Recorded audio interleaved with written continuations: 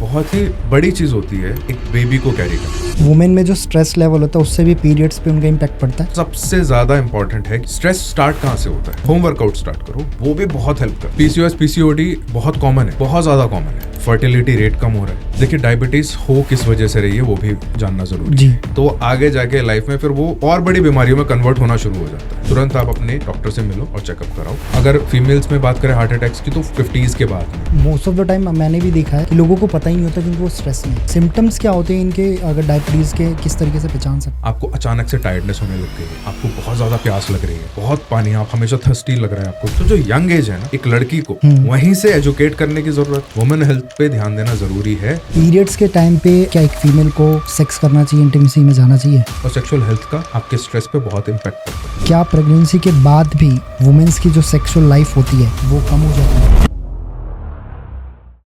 अगर आप एक फीमेल है या आपके घर में कोई भी फीमेल है, चाहे वो आपकी डॉटर हो, सिस्टर हो, वाइफ हो, मदर हो, ये पॉडकास्ट बहुत इंपॉर्टेंट होने वाला है आपके लिए। इस पॉडकास्ट से आप वुमेन को बहुत अच्छे तरीके से समझ पाओगे।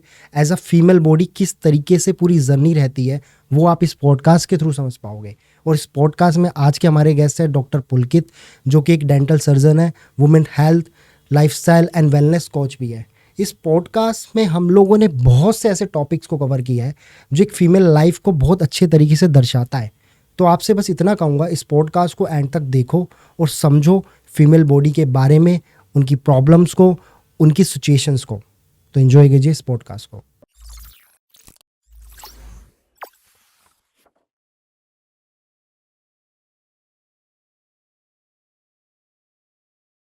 स्वागत है आपका डॉक्टर पुलकित पॉडकास्ट कुनाल शो में। कैसे हो आप? बिल्कुल बढ़िया, बहुत बढ़िया, thank you so much. Thank you so much, आपने अपना वैल्यूबल टाइम हमें दिया।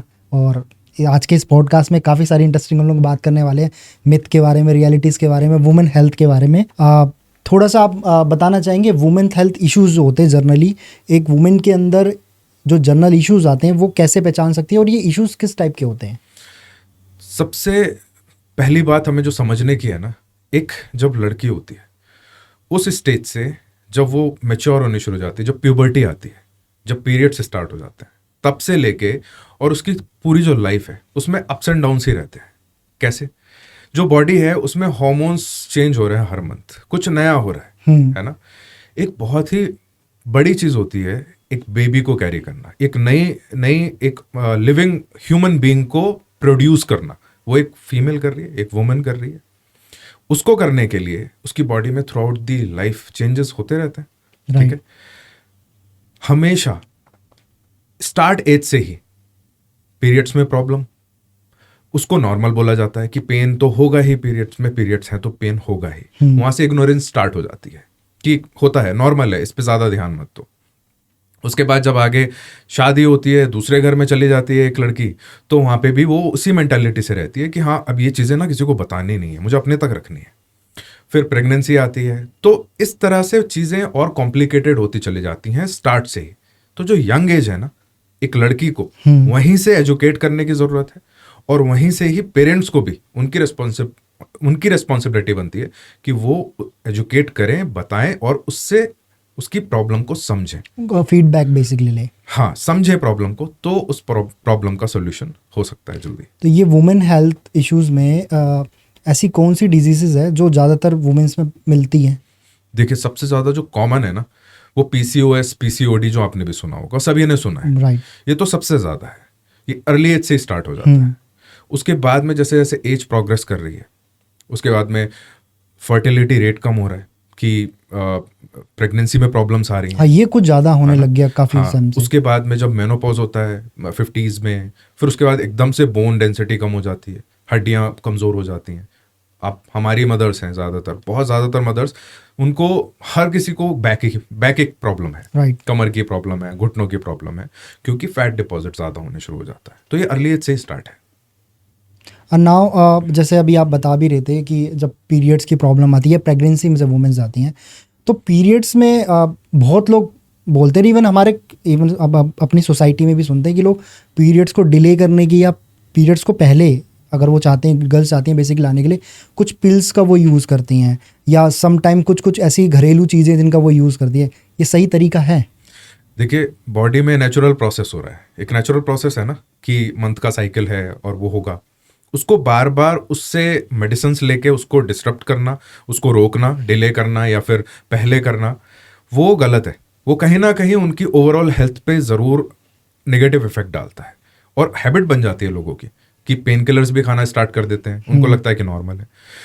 पीरियड्स को डिले करना, जैसे आपने बोला कि कोई ओकेजन कभी आ रहा है तो लाइफ में एक बार कभी हो गया, 2 बार हो गया, वो ठीक है, लेकिन इस चीज़ की हैबिट जो बन जाती है वो बहुत ज़्यादा प्रॉब्लमेटिक होती है। पीरियड्स एक बार जो साइकिल है वो अगर गड़बड़ाता है या कुछ भी प्रॉब्लम होती है तो आगे जाके लाइफ में फिर वो और बड़ी बीमारियों में कन्वर्ट होना शुरू हो जाता है। रीज़न क्या है, क्यों होता है ये सब? ये सारा है डाइट, लाइफस्टाइल, एक्सरसाइज ना करना, ये सारी चीज़ें कंबाइन है जो एक फीमेल हेल्थ को बहुत ज़्यादा इम्पैक्ट पड़ता है उसमें। वुमेन में जो स्ट्रेस लेवल होता है उससे भी पीरियड्स पे उनका इम्पैक्ट पड़ता है। स्ट्रेस स्टार्ट कहाँ से होता है? देखिए स्ट्रेस के तो मल्टीपल फैक्टर्स हैं, है ना। काम भी स्ट्रेस है, फैमिली को संभालना भी स्ट्रेस है, और वर्कआउट एक्सरसाइज कुछ है नहीं लाइफ में, अपने लिए एक टाइम है कि नहीं, वो बहुत इंपॉर्टेंट है। Right. और एक फीमेल की लाइफ में क्या होता है कि जब रिस्पॉन्सिबिलिटी, हमेशा से बचपन से ये सिखाया जाता है कि लड़की है तो तुम रिस्पॉन्सिबिलिटी हो, तुम हमारी भी रिस्पॉन्सिबिलिटी हो, और जब तुम किसी घर में जाओगे तो तुम वहाँ भी रिस्पॉन्सिबिलिटी हो। तुम्हारी रिस्पॉन्सिबिलिटी है घर में जाके सबका ध्यान रखना है, सबका काम करना है, ये सिखाया जाता है। और उसके साथ साथ में जब जैसे जैसे आजकल टाइम बढ़ रहा है, पढ़ रहे हैं सब लोग, जॉब कर रहे हैं, कॉर्पोरेट जॉब्स हैं, हर टाइप की जॉब्स लड़कियां कर रही हैं, Right. अच्छी बात है, लेकिन उसके साथ भी एक एडेड उनके सर पे एक और चीज़ होती है कि घर भी संभालना। यहाँ पे समझने की ज़रूरत होती है कि एक जो कंपेनियन है, जो हम हैं, आदमी हैं, उनको भी एक समझने की ज़रूरत है कि हम कैसे कंट्रीब्यूट कर सकते हैं। हमें ध्यान देने की ज़रूरत है कि आप अपने पार्टनर का उतना ही ध्यान रखो कि वो इग्नोर तो नहीं कर रही अपनी हेल्थ प्रॉब्लम्स को। बात करना बहुत ज़्यादा ज़रूरी है, क्योंकि एज ए मेल हम ध्यान रख लेते हैं कि हमें सेल्फ अवेयरनेस रहती है कि हाँ ठीक है यार, थोड़ा पेट निकल रहा है तो हम चलो एक्सरसाइज करना स्टार्ट कर देते हैं। सेम चीज़ शायद आपकी वाइफ या फिर बहन या फिर मदर ना बोलेंगे कि घर के काम है, मेरे पास कहाँ टाइम है। उनको बोलो कि आप थोड़ा अपने लिए भी टाइम निकालो। एक्सरसाइज नहीं कर सकते, जिम बाहर नहीं जा सकते, घर में एक्सरसाइज करना, होम वर्कआउट चालू करें, होम वर्कआउट स्टार्ट करो, वो भी बहुत हेल्प करता है। ओके। क्योंकि अब ये टॉपिक हमारा पूरा पीरियड्स पे, तो इसमें मैं ये जानना चाहूँगा आपसे, ये यूजुअली फीमेल्स को पीरियड्स में पेन होता है, जो कि आई थिंक शायद नेचुरल प्रोसेस है। बिल्कुल। आप थोड़ा सा प्रिक्योर चीज़ें बता सकते हो, जब एक वुमेन को या किसी फीमेल को जब पीरियड्स होते हैं तो वो थोड़ी सी क्या प्रिकॉशन ले सकते हैं ताकि उनके जो पीरियड्स टाइम है वो थोड़ा सा स्मूथ हो जाए? देखिए पेन होने का कारण क्या है, सबसे पहले तो ये समझना ज़रूरी है ना। एक नेचुरल प्रोसेस है, Right. ठीक है। बॉडी में बहुत सारी चीज़ें होती हैं, हार्मोनल चेंजेस होते हैं, जिसकी वजह से क्रैम्प्स भी होते हैं, मसल्स में पेन होता है, ठीक है। अब बहुत ज़्यादा अगर सीवियर पेन हो रहा है तो वो उसको नॉर्मलाइज करने की ज़रूरत नहीं है। दो चीज़ें बहुत अगर आप रेगुलरली करोगे तो उससे आपके जो पीरियड्स में पेन है या फिर डिस्कम्फर्ट है वो थोड़ा कम होना शुरू हो जाएगा। Okay. मैं ये नहीं बोल रहा हूँ कि बिल्कुल ही स्मूथ हो जाएगा, डेफिनेटली नहीं होता है वो, क्योंकि नेचुरल प्रोसेस है। नेचुरल प्रोसेस है, लेकिन आप उसको कैसे कम कर सकते हो अपने लाइफस्टाइल में चेंजेस करके। नंबर 1, आपको सबसे ज़्यादा इंपॉर्टेंट है कि अपनी डाइट पे फोकस रखना है। आप क्या खा रहे हो वो बहुत ज़्यादा और इंपॉर्टेंट वो किस टाइप की डाइट होनी चाहिए? है। लड़कियों में सबसे पहले क्या होता है अर्ली एज से कि हमें एक उसमें रहना है, शेप में रहना है ना। पीयर प्रेशर भी होता है कि मोटा नहीं होना, पेट ना निकल जाए, हम अलग से ना दिखने लग जाए। ये यंग एज में 16 साल 17 साल में बहुत होता है। उस टाइम पे क्या होता है कि लड़कियां जो हैं वो खाना कम करना शुरू कर देती हैं, या कॉलेज में भी हैं तो स्किप करना शुरू कर देते हैं कि सुबह नहीं खाएंगे, दोपहर को नहीं खाएंगे, शाम को खा लेंगे, शाम को नहीं खाएंगे।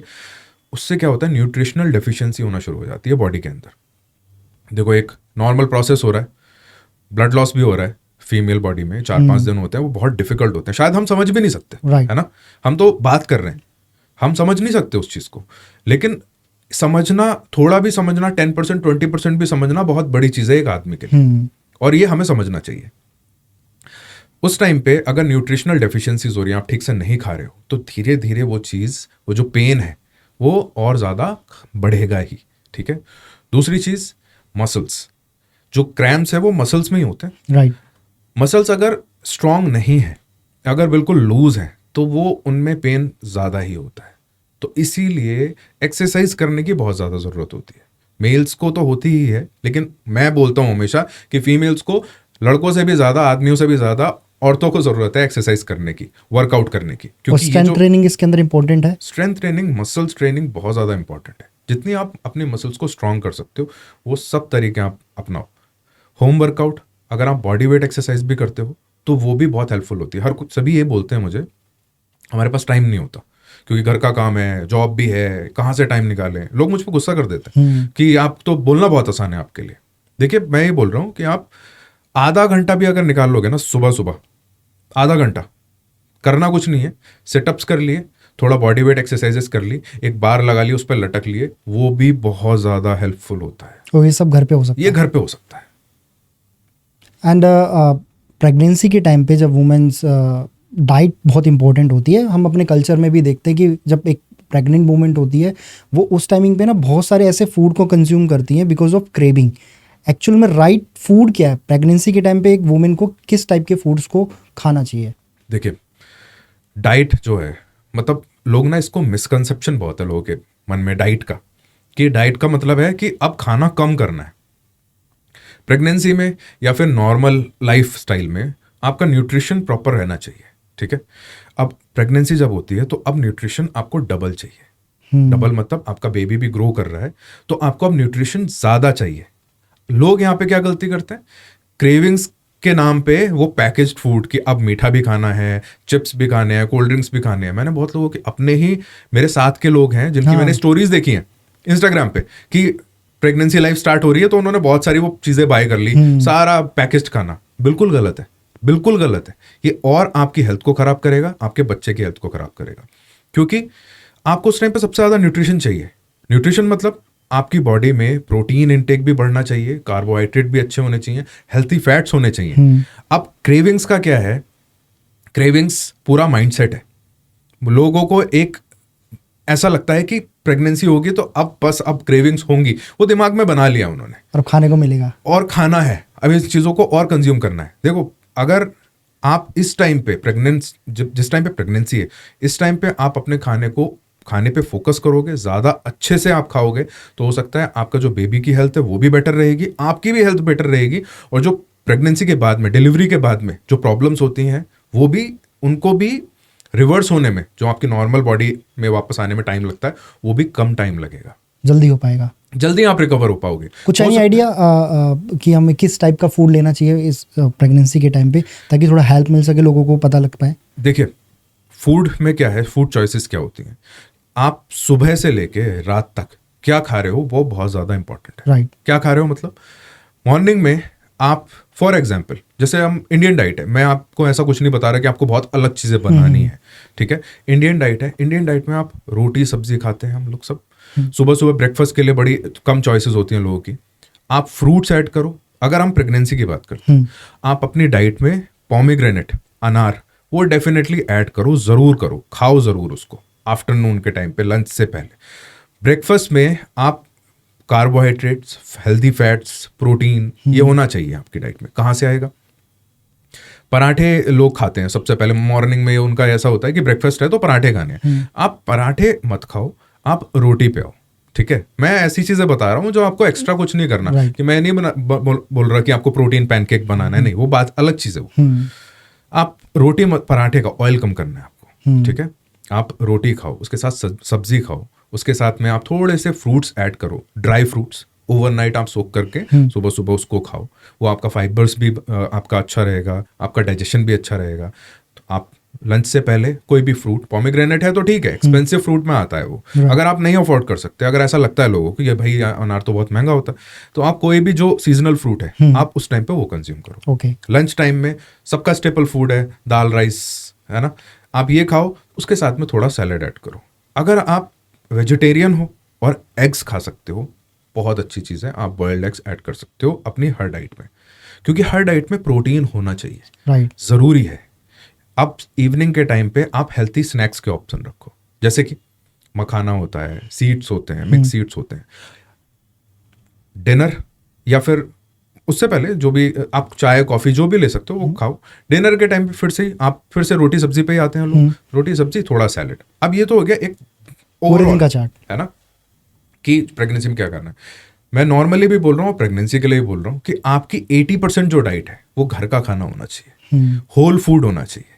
होल फूड मतलब कि जो हम घर पे खा रहे हैं, रोटी खा रहे हैं, राइस खा रहे हैं, सब्जियां खा रहे हैं, और 20% आप थोड़ा सा जो प्रोसेस्ड है, जैसे कि आपके कन्वीनियंट के लिए है, जैसे आपको कुछ खाना है, आपको कोई क्रेविंग है, आपको पिज्ज़ा खाना है, आप हेल्थी ऑप्शंस ही सेलेक्ट करो।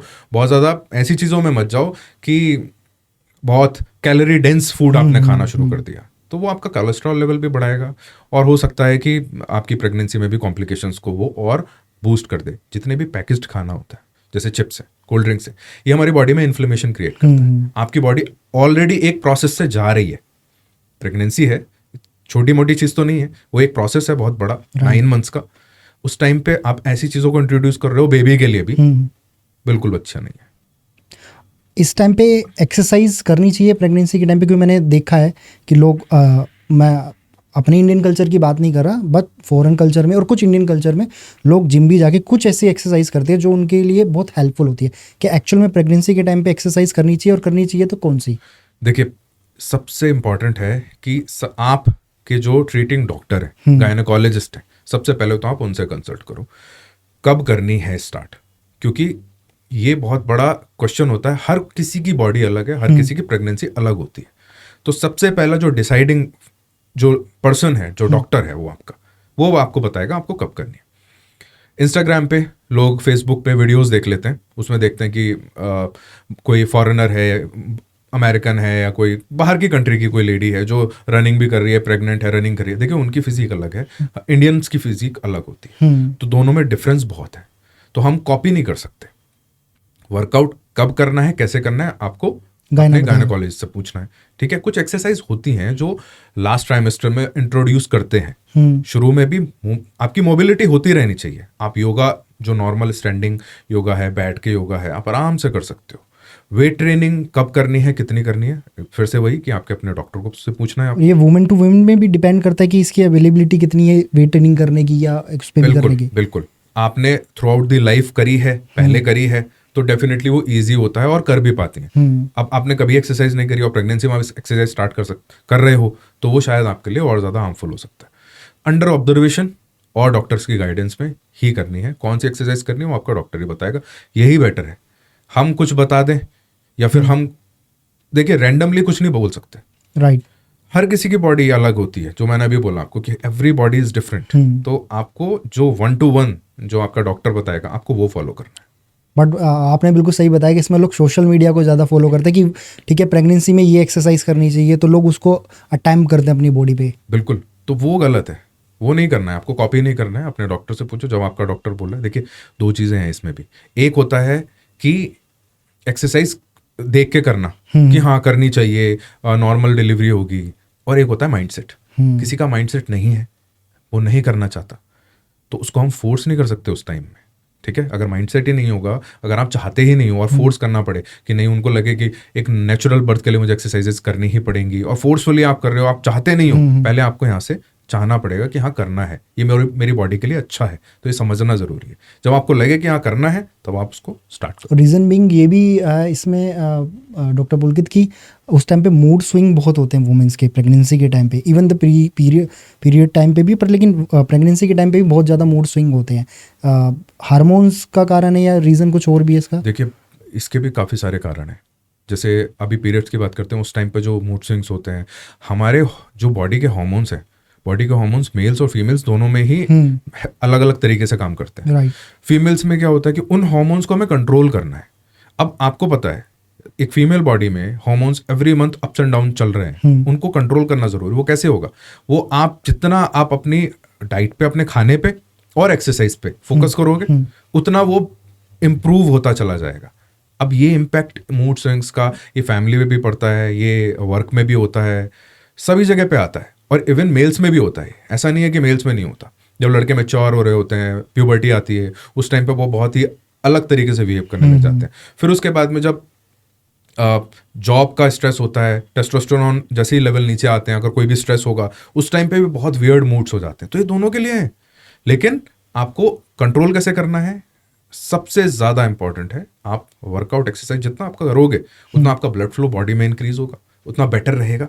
थ्रू आउट द आपके सर से लेकर पैरों तक, और ये हार्मोन्स कंट्रोल होने में हेल्प मिलती है उससे। ओके, प्रेगनेंसी के टाइम पे, आज के टाइम पे मोस्ट ऑफ द टाइम जो एक कॉमन चीज़ है कि जो डिलीवरी है दैट इज सिजेरियन ज़्यादा हो रही है, नॉट नॉर्मल। इसके पीछे का कारण क्या है? लाइफस्टाइल तो है ना।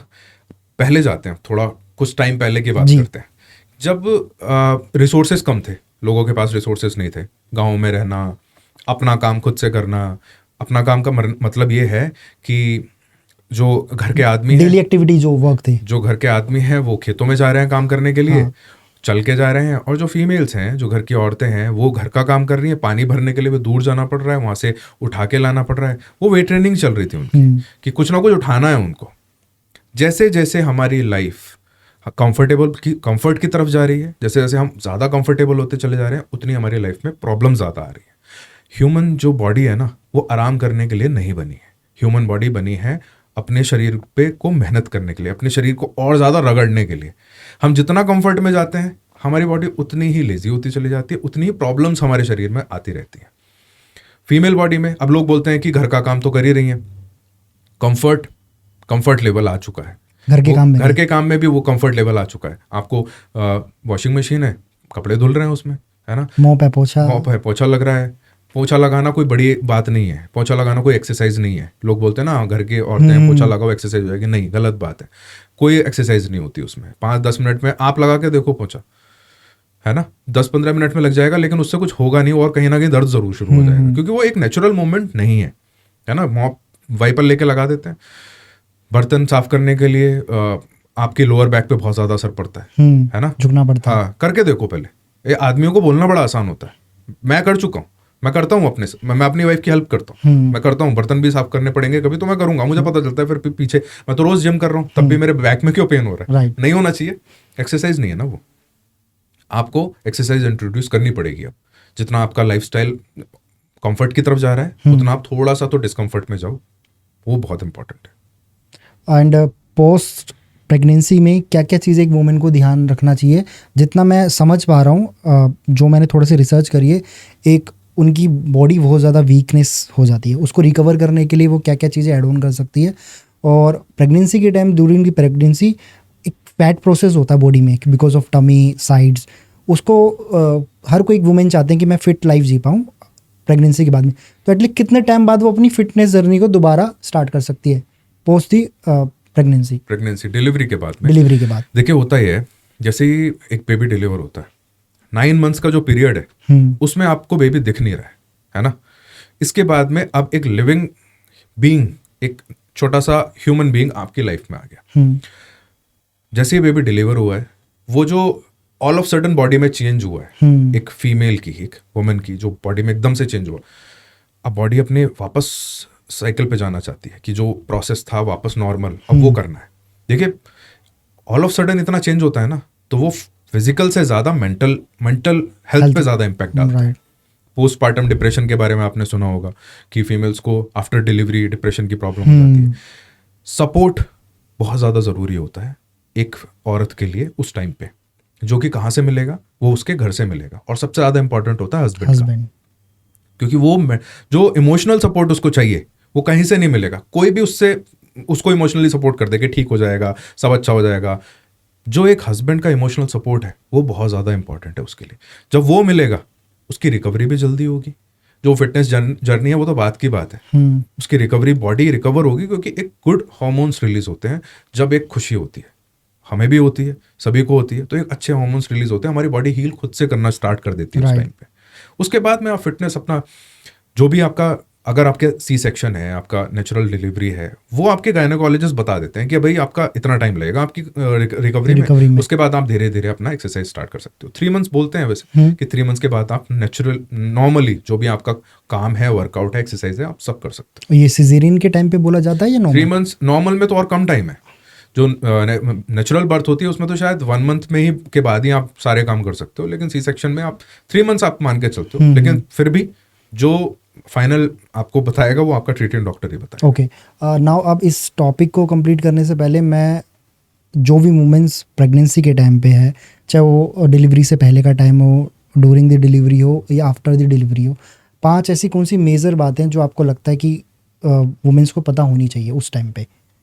सबसे पहले नंबर 1, आपको पहले ही थोड़ा, आप अगर आप प्लान कर रहे हो कि आपको कंसीव करना है, आपको आप प्लान करना है बेबी, आप पहले से ही वर्कआउट स्टार्ट कर दो, एक्सरसाइज स्टार्ट कर दो।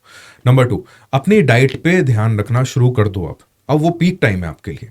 डाइट पे ध्यान मतलब कि आप अगर ड्रास्टिक चेंज भी नहीं कर सकते तो आउटसाइड फूड बंद कर दो बिल्कुल। आप अपना घर का खाना खाना शुरू कर दो, वो भी आपकी हेल्थ के लिए बहुत हेल्पफुल होता है। 3, हेल्थी फैट्स। हेल्थी फैट्स मतलब कि जो यूजुअली क्या होता है, लोगों के खाने में ऑयल सिर्फ रिफाइंड ऑयल होता है, आप उसको रिप्लेस करके देसी घी, मस्टर्ड ऑयल, इस टाइप की चीज़ें आप ऐड करना शुरू करो अपने खाने में। वो बहुत हेल्प करते हैं आपके कोलेस्ट्रॉल लेवल्स को मेंटेन करने में, आपके ब्लड फ्लो को मेंटेन करने में, आपकी गट हेल्थ को मेंटेन करने में, अच्छा करने में। नंबर 3, गट हेल्थ पे आप आ गए कि गट हेल्थ आपकी अच्छी होनी चाहिए। अगर आपकी गट हेल्थ ठीक नहीं है तो आप जो भी खा रहे हो ना, वो अच्छे से एब्जॉर्ब होगा ही नहीं आपकी बॉडी में। एब्जॉर्ब होना ज़रूरी है ना, कि हम जो न्यूट्रिशन ले रहे हैं, हम अपने खाने से जो न्यूट्रिशन प्रॉपर्ली हमें मिलना चाहिए, खाया और न्यूट्रिशन नहीं मिला वो भी बेकार है। गट हेल्थ कैसे इंप्रूव होगी? फिर से वही कि आप पैकेज्ड खाने को कम से कम करो और अपना बैलेंस डाइट लो, और जितना हो सकता है आप अपना प्रोटीन का इंटेक थोड़ा सा बढ़ाना शुरू करो, क्योंकि वेजिटेरियन डाइट्स में प्रोटीन बहुत कम होता है। नंबर 4, मेंटली अपने मेंटल हेल्थ पे थोड़ा चेक रखना शुरू करो कि आप कितना स्ट्रेस में जा रहे हो। ये अवेयरनेस होनी ज़रूरी है पहले, कि अगर आपको खुद आप सेल्फ अवेयर नहीं हो, आपको पता ही नहीं चल रहा, और वो पता करना चाहे कोई person, most of the time मैंने भी देखा है और आपको भी पता ही होगा कि लोगों को पता ही नहीं होता क्योंकि वो स्ट्रेस में है। कैसे चेक, सिम्टम्स क्या होते हैं? अचानक से आपको भूख नहीं लग रही, आप फोकस नहीं कर पा रहे किसी चीज़ पे, आप कहीं किसी से बात कर रहे हो तो आपके पास वर्ड्स नहीं आ रहे हैं, और हमेशा आपको ऐसा लगता है कि आप कहीं खोए हुए हो। ये बहुत सारी चीज़ें होती हैं जो आपको बताती हैं कि आपके स्ट्रेस लेवल बढ़ते चले जा रहे हैं। आपका स्टमक ठीक नहीं रहता, अपसेट रहता है, बाकी आप सब ठीक हो लेकिन आपका पेट ठीक नहीं हो रहा है। इसका मतलब भी यही है कि आपके स्ट्रेस लेवल्स बढ़ रहे हैं। आपके मूड स्विंग्स बहुत ज़्यादा हो रहे हैं कि आपको पता ही नहीं चल रहा कि कब आप रिएक्ट कर रहे हो, आपका हमेशा आप डिफेंसिव मोड में हो, है ना।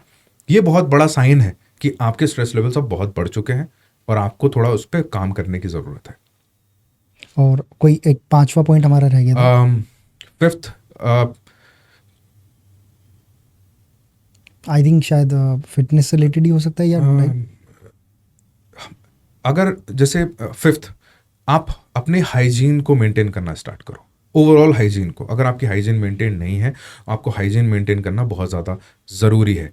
जो आपका घर है, जो आपके घर के अंदर का एनवायरनमेंट है, वो क्लीन होना चाहिए। जितना ज़्यादा साफ होगा उतनी आपकी मेंटल हेल्थ भी बेटर रहेगी, और डेफिनेटली आपकी प्रेगनेंसी एक कोई छोटा स्टेप नहीं है, बहुत बड़ा स्टेप है। आप भी बचना चाहते हो, कोई इन्फेक्शन ना हो, आपको कोई प्रॉब्लम्स ना हो, आपका मूड भी अच्छा रहे, तो वो बहुत इंपॉर्टेंट है, हाइजीन बहुत इंपॉर्टेंट है। ओके, नाउ जैसे आपने स्टार्टिंग में भी बताया था ब्रेस्ट कैंसर के बारे में, अब यूजली ये वुमेन्स में बहुत कॉमन चीज़ है ब्रेस्ट कैंसर। इसका मेनली कारण क्या होता है, या अगर उसको वो बचना चाहती है, बिकॉज बोला जाता है डॉक्टर्स के भी रिसर्च में कि ये बहुत कॉमनली चीज़ है और ज़्यादा से ज़्यादा चांसेस हो जाते हैं, और आई थिंक शायद ये प्रेगनेंसी के बाद में भी ज़्यादा इफेक्ट करता है ब्रेस्ट कैंसर, या उससे पहले? देखिए, ब्रेस्ट कैंसर जो है वो किसी एक फैक्टर पे डिपेंडेंट नहीं है, बहुत सारे फैक्टर्स हैं। अगर जैसे बोलते हैं कि ब्रेस्ट कैंसर और सर्वाइकल कैंसर, और स्टडीज़ भी हैं कि मेनोपॉज के बाद में, जो 50s के बाद में होने के चांसेस बढ़ जाते हैं, तो वो एक बात है। लेकिन उससे पहले अब अर्ली एज में यंग गर्ल्स को भी ब्रेस्ट कैंसर डायग्नोस हो रहा है। देखिए, कैंसर का ये है कि जितनी जल्दी डायग्नोस हो जाए उतनी जल्दी उसका ट्रीटमेंट हो सकता है और बेटर तरीके से हो सकता है। आप नॉर्मल अपनी लाइफ स्टाइल को मेंटेन कर सकते हो, उसके बाद में छोटी मोटी सर्जरीज के बाद भी हो सकता है। उसका तरीका ये है कि आपको अपना रेगुलरली चेकअप आपको करते रहना चाहिए। ब्रेस्ट एग्जामिनेशन होता है, आप 3 मंथ्स 6 मंथ्स में अपना चेकअप करते रहो, ठीक है। 3 मंथ्स 6 मंथ्स काफ़ी लंबा पीरियड है और इसमें आपको पता चलता रहेगा। रेगुलर चेकअप के लिए कैसे करना है, बहुत सारे यूट्यूब पे भी वीडियोस हैं, आप अगर गूगल पे भी सर्च करोगे आपको वहाँ पे भी दिख जाएगा कि आपको ब्रेस्ट एग्जामिनेशन करना कैसे है। उसमें कोई भी छोटा मोटा नोड्यूल होता है, हल्का कोई भी आपको ओवर ग्रोथ दिखती है कि ऐसा लगता है कि ये अब नॉर्मल है, पहले नहीं था, तुरंत आप अपने डॉक्टर से मिलो और चेकअप कराओ। अगर आप जितनी अर्ली डिटेक्ट कर लोगे उतनी जल्दी ही आपको उसका ट्रीटमेंट मिल सकता है। नंबर 2, बहुत सारे वायरल इन्फेक्शंस हैं, जैसे कि हेपेटाइटिस बी, है, और उसका बहुत बड़ा रोल होता है कैंसर में, सर्वाइकल कैंसर में, ब्रेस्ट कैंसर में भी उसका रोल है।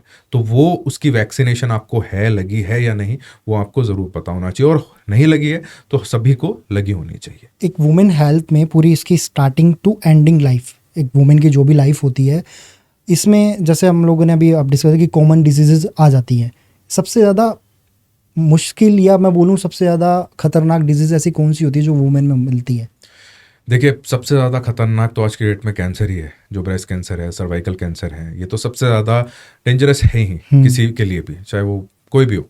लेकिन फीमेल्स में सबसे ज़्यादा प्रॉब्लम होती है पीसीओएस, पीसीओडी की, पॉलीसिस्टिक ओवेरियन सिंड्रोम और डिजीज। अब इसको थोड़ा सा आप समझाओगे ब्रेक डाउन करके, क्योंकि जिनको अगर नॉलेज नहीं है एटलीस्ट वो समझ पाए क्या ये। पीसीओएस, पीसीओडी बहुत कॉमन है, बहुत ज़्यादा कॉमन है। अब पता ही नहीं चलता, कुछ लोगों को पता ही नहीं होता कि उनको ये प्रॉब्लम है भी। कैसे पता चलेगा कि एबनॉर्मली आपको पेनफुल पीरियड्स हो रहे हैं, आपके क्रैम्प्स ज़्यादा होते हैं और मेडिसिन खानी पड़ती हैं, इतना ज़्यादा होता है, हेड स्पिन होने लगता है, चक्कर आने लग जाते हैं, इतने ज़्यादा सीवियर सिम्टम्स होते हैं, लेकिन लोगों को ऐसा लगता है कि वो नॉर्मल है, वो हो गई। ये साइंस होते हैं कि किसी को पीसीओएस, पीसीओडी हो सकता है। जी प्लीज कंटिन्यू।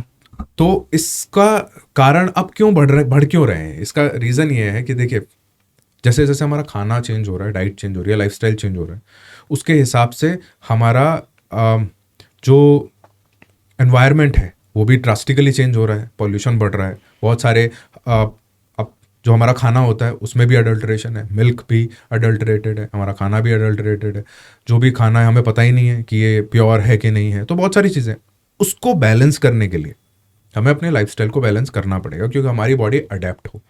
इसीलिए ये प्रॉब्लम्स अब बढ़ रही हैं, इसीलिए इतना ज़्यादा एम्फेसाइज भी किया जाता है आजकल। सिर्फ मैं ही नहीं, बहुत लोग ये बोल रहे हैं बार बार कि वुमेन हेल्थ पे ध्यान देना ज़रूरी है, ज़्यादा ज़रूरी है, क्योंकि इतनी प्रॉब्लम्स जो आज की डेट में फीमेल्स को हो रही हैं वो पहले नहीं होती थी। डेटा क्या बोलता है कि हमारी वुमेन, इंडिया की वुमेन हेल्थ कितनी अच्छी है?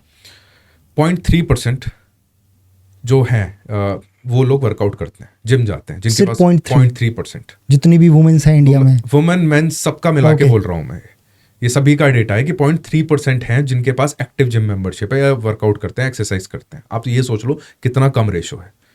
उसके बाद में बीमारियां ज़्यादा हैं कि डायबिटीज़ बढ़ती चली जा रही है, फीमेल्स में ज़्यादा है डायबिटीज़, हार्ट डिजीजेस बढ़ती चली जा रही हैं, वो मेल्स में ज़्यादा है ना। तो क्यों? लाइफस्टाइल कंफर्ट की तरफ जा रहा है और एक्सरसाइज वर्कआउट कम होता चला जा रहा है। सिटिंग जॉब्स अब ज़्यादा बढ़ गई हैं, पहले तो नहीं थी, पहले तो चलना पड़ता था। आप देखो कि हम दिन भर में, खुद को एनालाइज करने की ज़रूरत है कि आप दिन भर में कितना चल के जा रहे हो कहीं पे, या सीढ़ियाँ कितनी चढ़ रहे हो, या फिर अपने बॉडी को कितना मूव कर रहे हो, वो ट्रैक करना ज़रूरी है। अगर वो ट्रैक भी रखोगे ना तो फिर भी आपकी हेल्थ थोड़ी बेटर रहेगी। डेटा बोलता है कि एक दिन में यूजली अगर एक इंसान 10,000 स्टेप चले तो बहुत अच्छा है उसकी हेल्थ के लिए, बट मिनिमम क्या होना चाहिए कि एटलीस्ट स्टार्ट तो हो सके किसी के लिए फिटनेस की? देखिए, ये डेटा है सारे कि लोग बोलते हैं 10,000 स्टेप्स चल लो, या फिर मैं 10,000 स्टेप चल लेता हूँ तो मैं फिट रहता हूँ, या हर किसी के लिए अलग हो सकता है। अगर कोई, किसी का वेट ज़्यादा है, कोई ओबीस है ना, और वो 10,000 स्टेप चल रहा है, कुछ नहीं होगा उसको, कुछ नहीं होगा मतलब कि वो वेट लॉस नहीं होगा उसको, इवन उसको प्रॉब्लम हो सकती है, प्रॉब्लम्स भी हो सकती हैं, है ना। तो उस पर काम करना ज़रूरी है। आप 10,000 स्टेप चल के रात को चिकन बिरयानी खा लेते हो, खूब सारा बियर पी लेते हो, तो आपके 10,000 स्टेप्स का कोई फ़ायदा नहीं है। आपको उसके साथ में मेंटेन भी तो करना पड़ेगा, आपका खाना भी मेंटेन करना पड़ेगा, वो बहुत इंपॉर्टेंट है। बैलेंस है ये। आप एक चीज़ को बहुत ज़्यादा एक्सट्रीम करोगे और एक चीज़ को बहुत कम रखोगे, कोई फ़ायदा नहीं है, फिर उसका कोई रिजल्ट्स नहीं मिलेंगे उसके। राइट। करंटली इंडिया में अकॉर्डिंग टू यू हमारा हेल्थ सिस्टम कितना अच्छा है कि हम अब इंडिया के जो लोग हैं वो हेल्थ वाइज और ज़्यादा अच्छे से ट्रीटमेंट ले सकते हैं डॉक्टर या हॉस्पिटल से? अकॉर्डिंग टू क्या डेटा हो सकता है आज के टाइम? बहुत ख़राब है मेरे हिसाब से तो, हेल्थ केयर सिस्टम बहुत ज़्यादा ख़राब है इस टाइम पे। देखिए, एग्जाम्पल के तौर पे बताता हूँ आपको मैं। गवर्नमेंट हॉस्पिटल्स हैं, ठीक है, गवर्नमेंट हॉस्पिटल्स में ट्रीटमेंट होता है। मैंने खुद गवर्नमेंट हॉस्पिटल्स में भी काम किया है। गवर्नमेंट हॉस्पिटल्स में जब ट्रीटमेंट होता है तो बाहर लाइन लगी रहती है लोगों की, क्योंकि प्रिविलेज नहीं है इतने लोग, वहीं अफोर्ड कर सकते हैं, और डॉक्टर्स भी अच्छे हैं वहाँ पे। लेकिन गवर्नमेंट हॉस्पिटल्स अच्छे कितने हैं? AIIMS, Safdarjung enclave, PGI Chandigarh, कुछ ही नाम हैं जो हमें पता चलते हैं, और ये कम ही है। क्यों इतनी लंबी लाइन लगी हुई है? लोगों को एक एक सर्जरी कराने के लिए 2-2 साल की वेटिंग है। मेरे पास अभी कुछ दिन पहले एक मेरे असिस्टेंट था मेरा पुराना, उसने कॉल किया कि सर मेरी मदर की सर्जरी होनी है स्पाइन की, और आप बता दो मुझे मैं कहाँ दिखा सकता हूँ। ज़्यादा खर्चा बताया है प्राइवेट हॉस्पिटल में। तो मैंने उसको बोला कि आप एम्स चले जाओ, तो वहाँ पे उसको 1 साल की वेटिंग मिली। सफदरजंग एन्क्लेव में 2 साल की वेटिंग मिली। अगर इतनी वेटिंग मिल रही है तो हमें इंफ्रास्ट्रक्चर पे काम करना चाहिए, हमारी सरकार को इंफ्रास्ट्रक्चर पे काम करना चाहिए और होने चाहिए। डॉक्टर्स बहुत हैं, डॉक्टर्स हैं, मतलब डॉक्टर्स हैं, डॉक्टर्स तो बहुत हैं। डॉक्टर्स को अपॉर्चुनिटीज मिलने के लिए, देखिए मेडिकल फील्ड में जाना क्यों नहीं चाहता आजकल कोई? इसीलिए नहीं जाना चाहता कि वो ये सोचते हैं कि हम एक तो इतना इन्वेस्ट करेंगे टाइम, 10 साल 12 साल तक पढ़ाई करेंगे, उसके बाद जॉब अपॉर्चुनिटीज़ ये होती हैं कि देखिए आप टाइम लगा चुके हो, आप मनी लगा चुके हो, उसके बाद में जॉब अपॉर्चुनिटीज़ आपको इतनी अच्छी नहीं मिल पाती। आपको गवर्नमेंट हॉस्पिटल में काम करना है, अगर आपको सर्व करना है, आपको हेल्प करनी है लोगों की, आप कैसे करोगे? जो अपॉर्चुनिटीज़ है नहीं। आप कॉर्पोरेट में चले जाओगे, उसके बाद में ये जो बड़े बड़े कॉर्पोरेट हॉस्पिटल्स हैं, ये आपको ये डॉक्टर्स को निचोड़ लेते हैं उनसे कि आप रेवेन्यू जनरेट करो, आप रेवेन्यू दोगे तब आपको पैसा मिलेगा, आप रेवेन्यू हमें नहीं दोगे, हम कुछ नहीं दे रहे आपको। सो नाउ कंडीशंस आपने बताई बहुत ख़राब है। एक डॉक्टर को, अगर कोई पर्सन डॉक्टर बनना चाह रहा है, यूजुअली उसके कितने पैसे लगते हैं एक डॉक्टर बनने के लिए? देखिए अगर आपको डॉक्टर्स में काफ़ी सारे डॉक्टर्स आते हैं, है ना, कि आपको एमबीबीएस करना है, आपको बीडीएस करना है, आपको बीएमएस करना है, आपको हम इसको एमबीबीएस पकड़ के आई थिंक बेस थोड़ा सा लेके चलते हैं। हाँ, कि एमबीबीएस को बनने के लिए अगर आपको एमबीबीएस करना है, आपको तो ग्रेजुएशन, अगर आप गवर्नमेंट एग्जाम देते हो, जो कि बहुत ही फेयर हो रहे हैं आजकल, कुछ दिन पहले आपको भी पता चला होगा, है ना, कि नीट का एग्जाम दिया और उसके बाद बच्चों की श्योरिटी ही नहीं है कि वो कहाँ पे स्टैंड करते हैं। ये सब कुछ सिस्टम बड़ा अच्छा सुंदर सा बना हुआ है। तो आप एग्जाम दे रहे हो, मेहनत कर रहे हो, उसके बाद आपको या तो गवर्नमेंट कॉलेज मिल सकता है या फिर आपको प्राइवेट कॉलेज मिल सकता है। गवर्नमेंट कॉलेज की फीस बहुत कम होती है, बहुत ईजीली, बहुत हार्डली 50,000 ईयर की, 40,000 ऐसे होती है ग्रेजुएशन में। अगर आप प्राइवेट कॉलेज में जाते हो तो अब यहाँ पे ये लैक्स में चली जाती है कि पर ईयर 4 लाख 5 लाख तो फीस ही फीस होती है। आपको अगर सिर्फ एमबीबीएस करना है तो प्राइवेट कॉलेज से 1 CR तो लग जाएगा आपका एमबीबीएस करने में पूरा। वो लोग प्राइवेट को क्यों कंसीडर कर रहे हैं, गवर्नमेंट को क्यों नहीं? देखिए गवर्नमेंट को कंसीडर करने के लिए गवर्नमेंट को थोड़ा सा होप भी देनी पड़ेगी ना बच्चों को, कि वो कंसीडर करें, वो मेहनत करें कि हाँ हमारा सिलेक्शन हो सकता है। नंबर ऑफ सीट्स कम है, नंबर ऑफ कॉलेजेस कम है, अच्छे कॉलेजेस कम है तो सीट्स भी कम है। तो अगर सीट्स ज़्यादा होंगी, बच्चे ज़्यादा मेहनत करेंगे, उनको लगेगा कि हाँ भाई अगर मैं मेहनत करता हूँ तो मेरा सिलेक्शन हो जाएगा, अच्छे कॉलेज में मैं पहुँच जाऊँगा, है ना। तो वो होप कहाँ से मिलेगी? वो होप तो हमारी सरकार ही दे सकती है, और कहाँ से मिलेगा? इंडिया में सर्जन अकॉर्डिंग टू यू कितने अच्छे सर्जन है या कमी है हमारे यहाँ सर्जन की? बहुत अच्छे सर्जन है। देखिए मैं बोलता हूँ कि इंडिया में हमारे बहुत बहुत अच्छे सर्जन है। मेरा भाई मेरा ब्रदर इन लॉ वो कार्डियो सर्जन है गंगाराम में, मैं उससे मिलता हूँ, वहाँ उसके कलीग्स को देखता हूँ, उन लोगों से मिलता हूँ। वो इतने रोज़ मुझे कुछ नई चीज़ें पता चलती हैं, क्या क्या सर्जरीज वो कर रहे हैं। और मेरे कॉन्टैक्ट्स में बहुत सारे लोग हैं ऐसे जो बहुत अच्छे लेवल पे काम कर रहे हैं। मेरे फ्रेंड्स हैं, पीजीआई चंडीगढ़ में है, न्यूरो सर्जन, वो इतने अच्छे काम करने के लिए पोटेंशियल है उनमें और वो कर रहे हैं। अपॉर्चुनिटीज मिल रही है उतनी? अपॉर्चुनिटीज कम है। कम क्यों है? क्योंकि डॉक्टर कम है और पेशेंट बहुत ज़्यादा है, वर्क बहुत ज़्यादा है उनके ऊपर, ओवरलोडेड है काम से। देखिए जो डॉक्टर्स हैं ना, मैं उनकी बात कर रहा हूँ जो दिन रात काम कर रहे हैं। उनका एक स्टडी है, उनका एवरेज लाइफ स्पैन जो उनका लाइफ स्पैन है वो 5 साल 10 साल कम हो जाता है, ओवर अपने आप को एक्सर्ट करने की वजह से। इतना ज़्यादा है।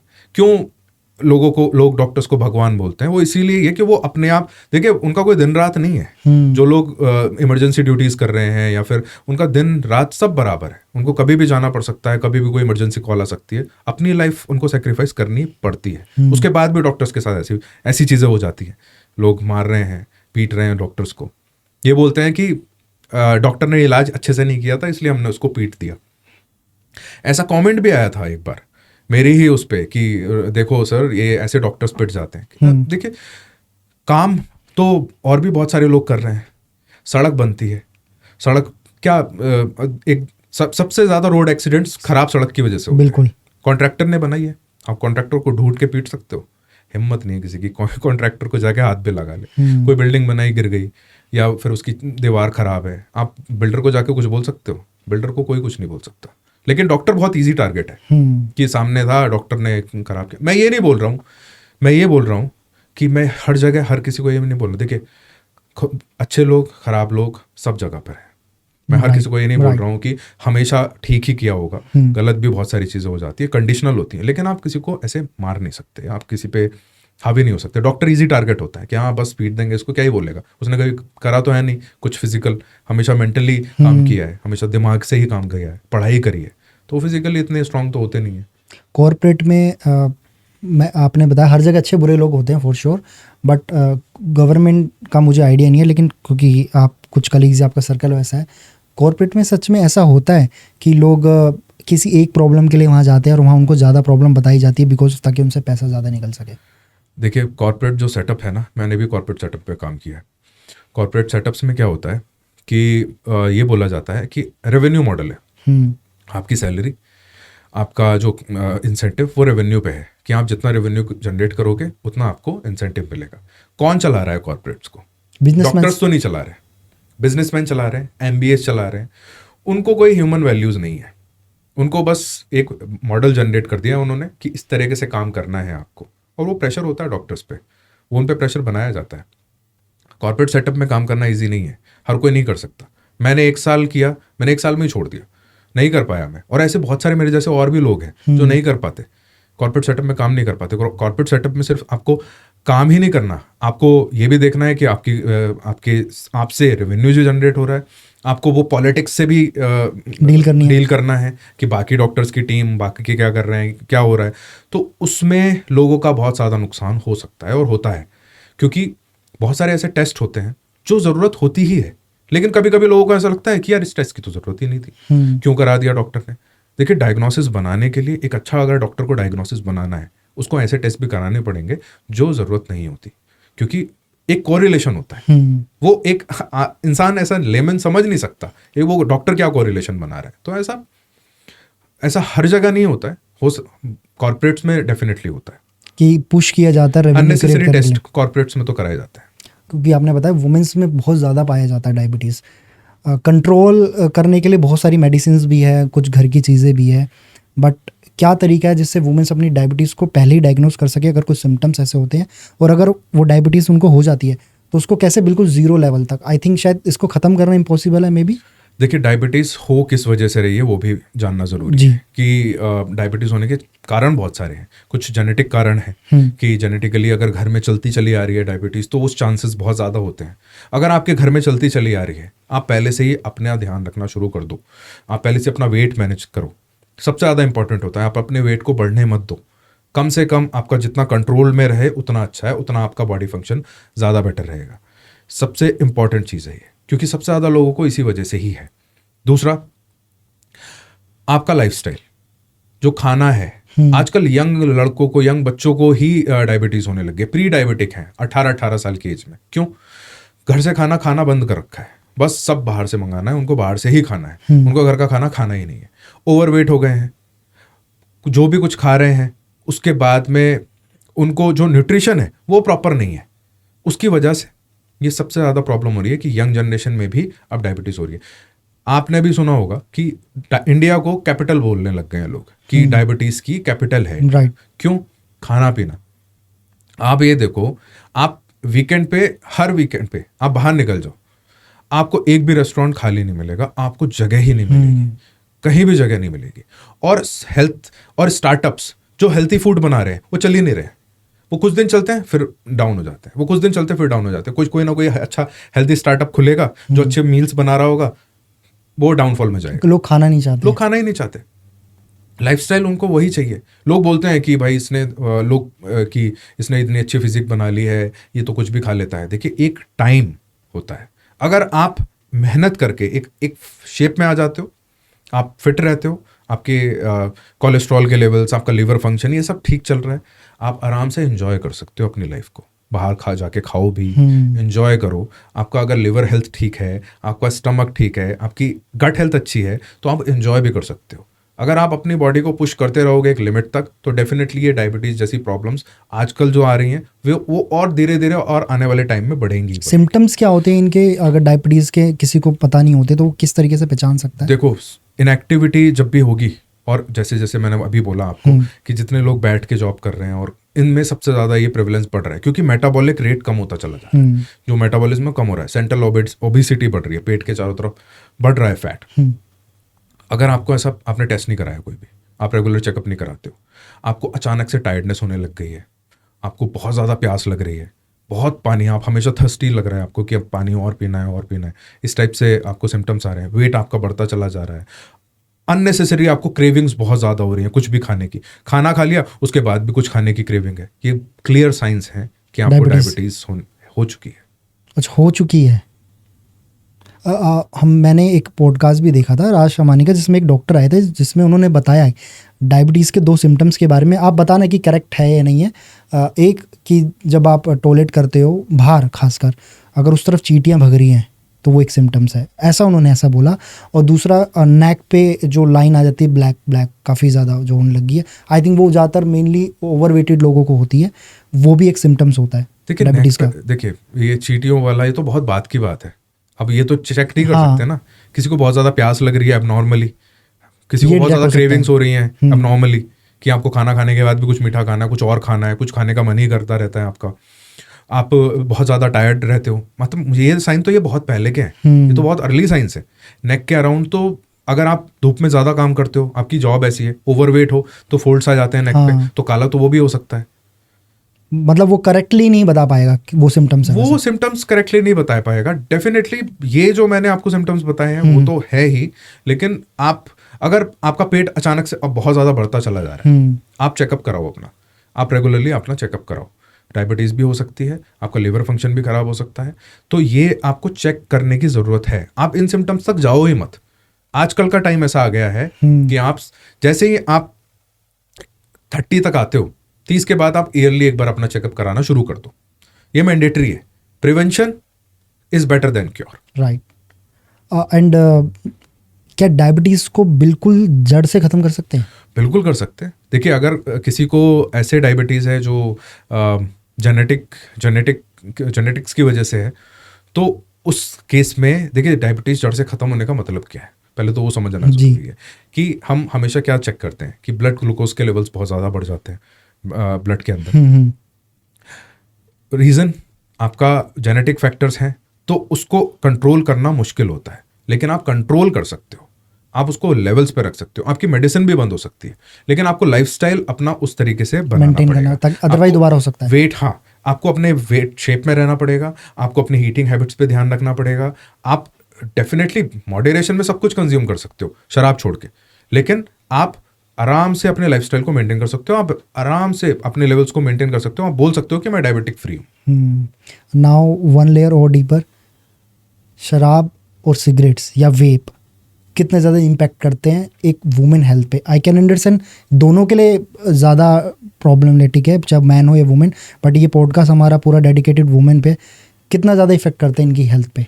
देखिए, स्मोकिंग, शराब, वेपिंग, ये आजकल क्या हो गया है, ये कल्चर बन गया है। लोगों को ऐसा लगता है कि पार्टी करनी है तो यही चीज़ें होंगी, कि शराब होगी, सिगरेट होगी, वेप होगा।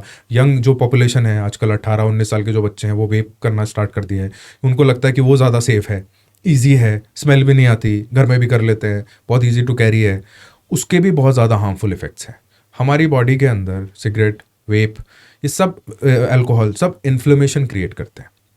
मैं आपको बताता हूँ पहले शराब की बात जी, कि अल्कोहल क्या होता है। जब आप अल्कोहल कंज्यूम करते हो तो हमारी बॉडी सबसे पहला काम करती है कि उस अल्कोहल को शरीर से बाहर निकालना। हमारी बॉडी में कितनी सारी चीज़ें चल रही हैं, हमारी बॉडी में डिटॉक्सिफिकेशन हमारी बॉडी खुद से करती है, हमारी बॉडी में डाइजेशन चल रहा है, हम जो खा रहे हैं वो न्यूट्रिशन एब्जॉर्ब हो रहा है, ये सब प्रोसेस हो रहा है। लेकिन आपने अब अल्कोहल आपकी बॉडी में जा रहा है तो इस प्रोसेस पे ध्यान कम होता है आपकी बॉडी का। अब मेन क्या होगा कि अल्कोहल को पहले बाहर निकालना है। अगर वो आपका सारा बॉडी का जो मैकेनिज्म है एक ही तरफ चल रहा है तो डेफिनेटली आपको और बीमारी होने के चांसेस बढ़ सकते हैं, डेफिनेटली बढ़ेंगे। दूसरी चीज़, अल्कोहल, सिगरेट, ये कार्सिनोजेंस की टॉप कैटेगरी में आते हैं, कि सबसे ऊपर है, कार्सिनोजेंस मतलब कि जो चीज़ें जो कैंसर क्रिएट करती हैं, ओके। वो ये सबसे ऊपर लिस्ट में आते हैं। तो लोग हमेशा बोलते हैं कि अल्कोहल, शराब तो ठीक है, मॉडरेशन में कंज्यूम कर सकते हो, है ना, लेकिन चीनी मत खाना।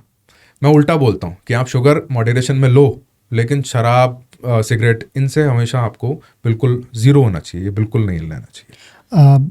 जैसा आपने बताया कल्चर फॉर श्योर अब क्रिएट हो गया है, जो वुमेन्स सिगरेट या शराब व्हाटएवर वेप ये जो ले रही हैं इस एज में, आने वाली लाइफ में इनकी क्या क्या इश्यूज हो सकते हैं, मतलब शादी के बाद, प्रेगनेंसी के टाइम पे कितने इशू इनको फेस करने पड़ सकते हैं? देखो, पहले आपने नोटिस किया होगा इस चीज़ का कि पहले क्या होता था कि जो टपरी होती थी पान की ऑफिस के बाहर, आपको सबसे ज्यादा कौन दिखता था? आदमी दिखते थे खड़े हुए सबसे ज्यादा। अभी क्या है, आपको उतनी ही फीमेल्स भी दिख जाएंगी, लड़कियां भी दिख जाएंगी, औरतें भी दिख जाएंगी आपको सिगरेट स्मोकिंग करती हुई। उनको ऐसा लगता है कि जब लड़के कर सकते हैं तो हम क्यों नहीं कर सकते। देखिए, लड़कों की हेल्थ पे, आदमियों की हेल्थ पे, फीमेल बॉडी पे, दोनों पे ही बहुत खराब असर पड़ता है स्मोकिंग का। लेकिन जो फीमेल बॉडी है उसमें हर महीने कुछ चेंजेस हो रहे हैं। एवरी मंथ आपके साइकिल्स, आपकी बॉडी में हार्मोनल चेंजेस हो रहे हैं, आपके पीरियड्स आ रहे हैं, बहुत सारे चेंजेस हो रहे हैं। इसके ऊपर आप एक नई चीज़ ऐड कर लेते हो, जिसको स्मोकिंग है या अल्कोहल है। उससे क्या होता है कि इनमें सब में डिसरप्शन होना शुरू हो जाता है। आपके नेचुरल प्रोसेस में ही कहीं ना कहीं डिसरप्शन होना शुरू हो जाता है। वो ठीक से फंक्शन नहीं करते। जब वो ठीक से फंक्शन नहीं करेंगे तो आपको फिर कॉम्प्लिकेशंस होने ज़्यादा स्टार्ट हो जाएंगे। जैसे कि प्रेगनेंसी में अगर आप अर्ली एज से स्टार्ट करते हैं कि अर्ली एज में आपको पीरियड्स में प्रॉब्लम होनी शुरू हो जाएगी कि ज़्यादा लंबे टाइम तक चल रहे हैं, या फिर कभी डेट ऊपर है कभी नीचे है, या फिर बहुत ज़्यादा ब्लीडिंग हो रही है। फिर उसके बाद आगे आए आपकी ऐसी लाइफ आगे, ये डिले भी करते हैं पीरियड को, डिले भी होते हैं आपकी। आप लाइफ आगे, आपकी शादी हो गई है, उसके बाद में आप कंसीव करने की कोशिश कर रहे हो, उसमें बहुत ज़्यादा प्रॉब्लम होती है, क्योंकि जो ओवरीज की हेल्थ है उस पर बहुत ज़्यादा इम्पैक्ट पड़ता है स्मोकिंग का। अभी ये देखो, भाई ने एक क्वेश्चन लिखा है, ये मैं ऐड ऑन करना चाहूँगा कि अल्कोहल वाइन कैंसर सेल्स को ख़त्म करता है। वाइन एज इन मतलब वाइन, जो वाइन पीने वाली ना, ये सही, ये भी सही है? नहीं, ये गलत है, ये सब गलत है, ऐसा कुछ भी नहीं है। लोगों को ऐसा लगता है ना वाइन पीने से कैंसर सेल्स खत्म होती हैं, या फिर कुछ स्पेसिफिकली कुछ अल्कोहल के किसी भी कोई भी अमाउंट हो, 1% हो, 2% हो, 3% हो, सब आपको कैंसर सेल्स आपके रिमूव नहीं करेगा, और उनको फीड करेगा, जनरेट करेगा। तो ये मिथ है पूरी? ये बिल्कुल मिथ है। अल्कोहल कभी नहीं करता है, कोई भी वाइन, कोई भी एंटी एजिंग प्रॉपर्टीज या फिर एंटीऑक्सीडेंट्स आपका खाने में ही है, ये अल्कोहल में तो है ही नहीं। बल्कि आप और ज़्यादा प्रॉब्लम क्रिएट कर रहे हो। और प्रॉब्लम क्रिएट कर रहे हो आप अपनी बॉडी को। देखिए, सबसे ज़्यादा सब चीज़ों का सार क्या है? सब चीज़ों का सार ये है कि आप बॉडी को स्ट्रेस में डाल रहे हो। जैसे भी आप बॉडी को स्ट्रेस में डालते हो, आपकी बॉडी रिएक्ट करना शुरू करती है, उसी से ही सारी बीमारियां बनती हैं। आप अल्कोहल, सिगरेट या फिर वेप या फिर कोई भी ड्रग, ये सब आपकी बॉडी में स्ट्रेस क्रिएट करती हैं, एक चीज़।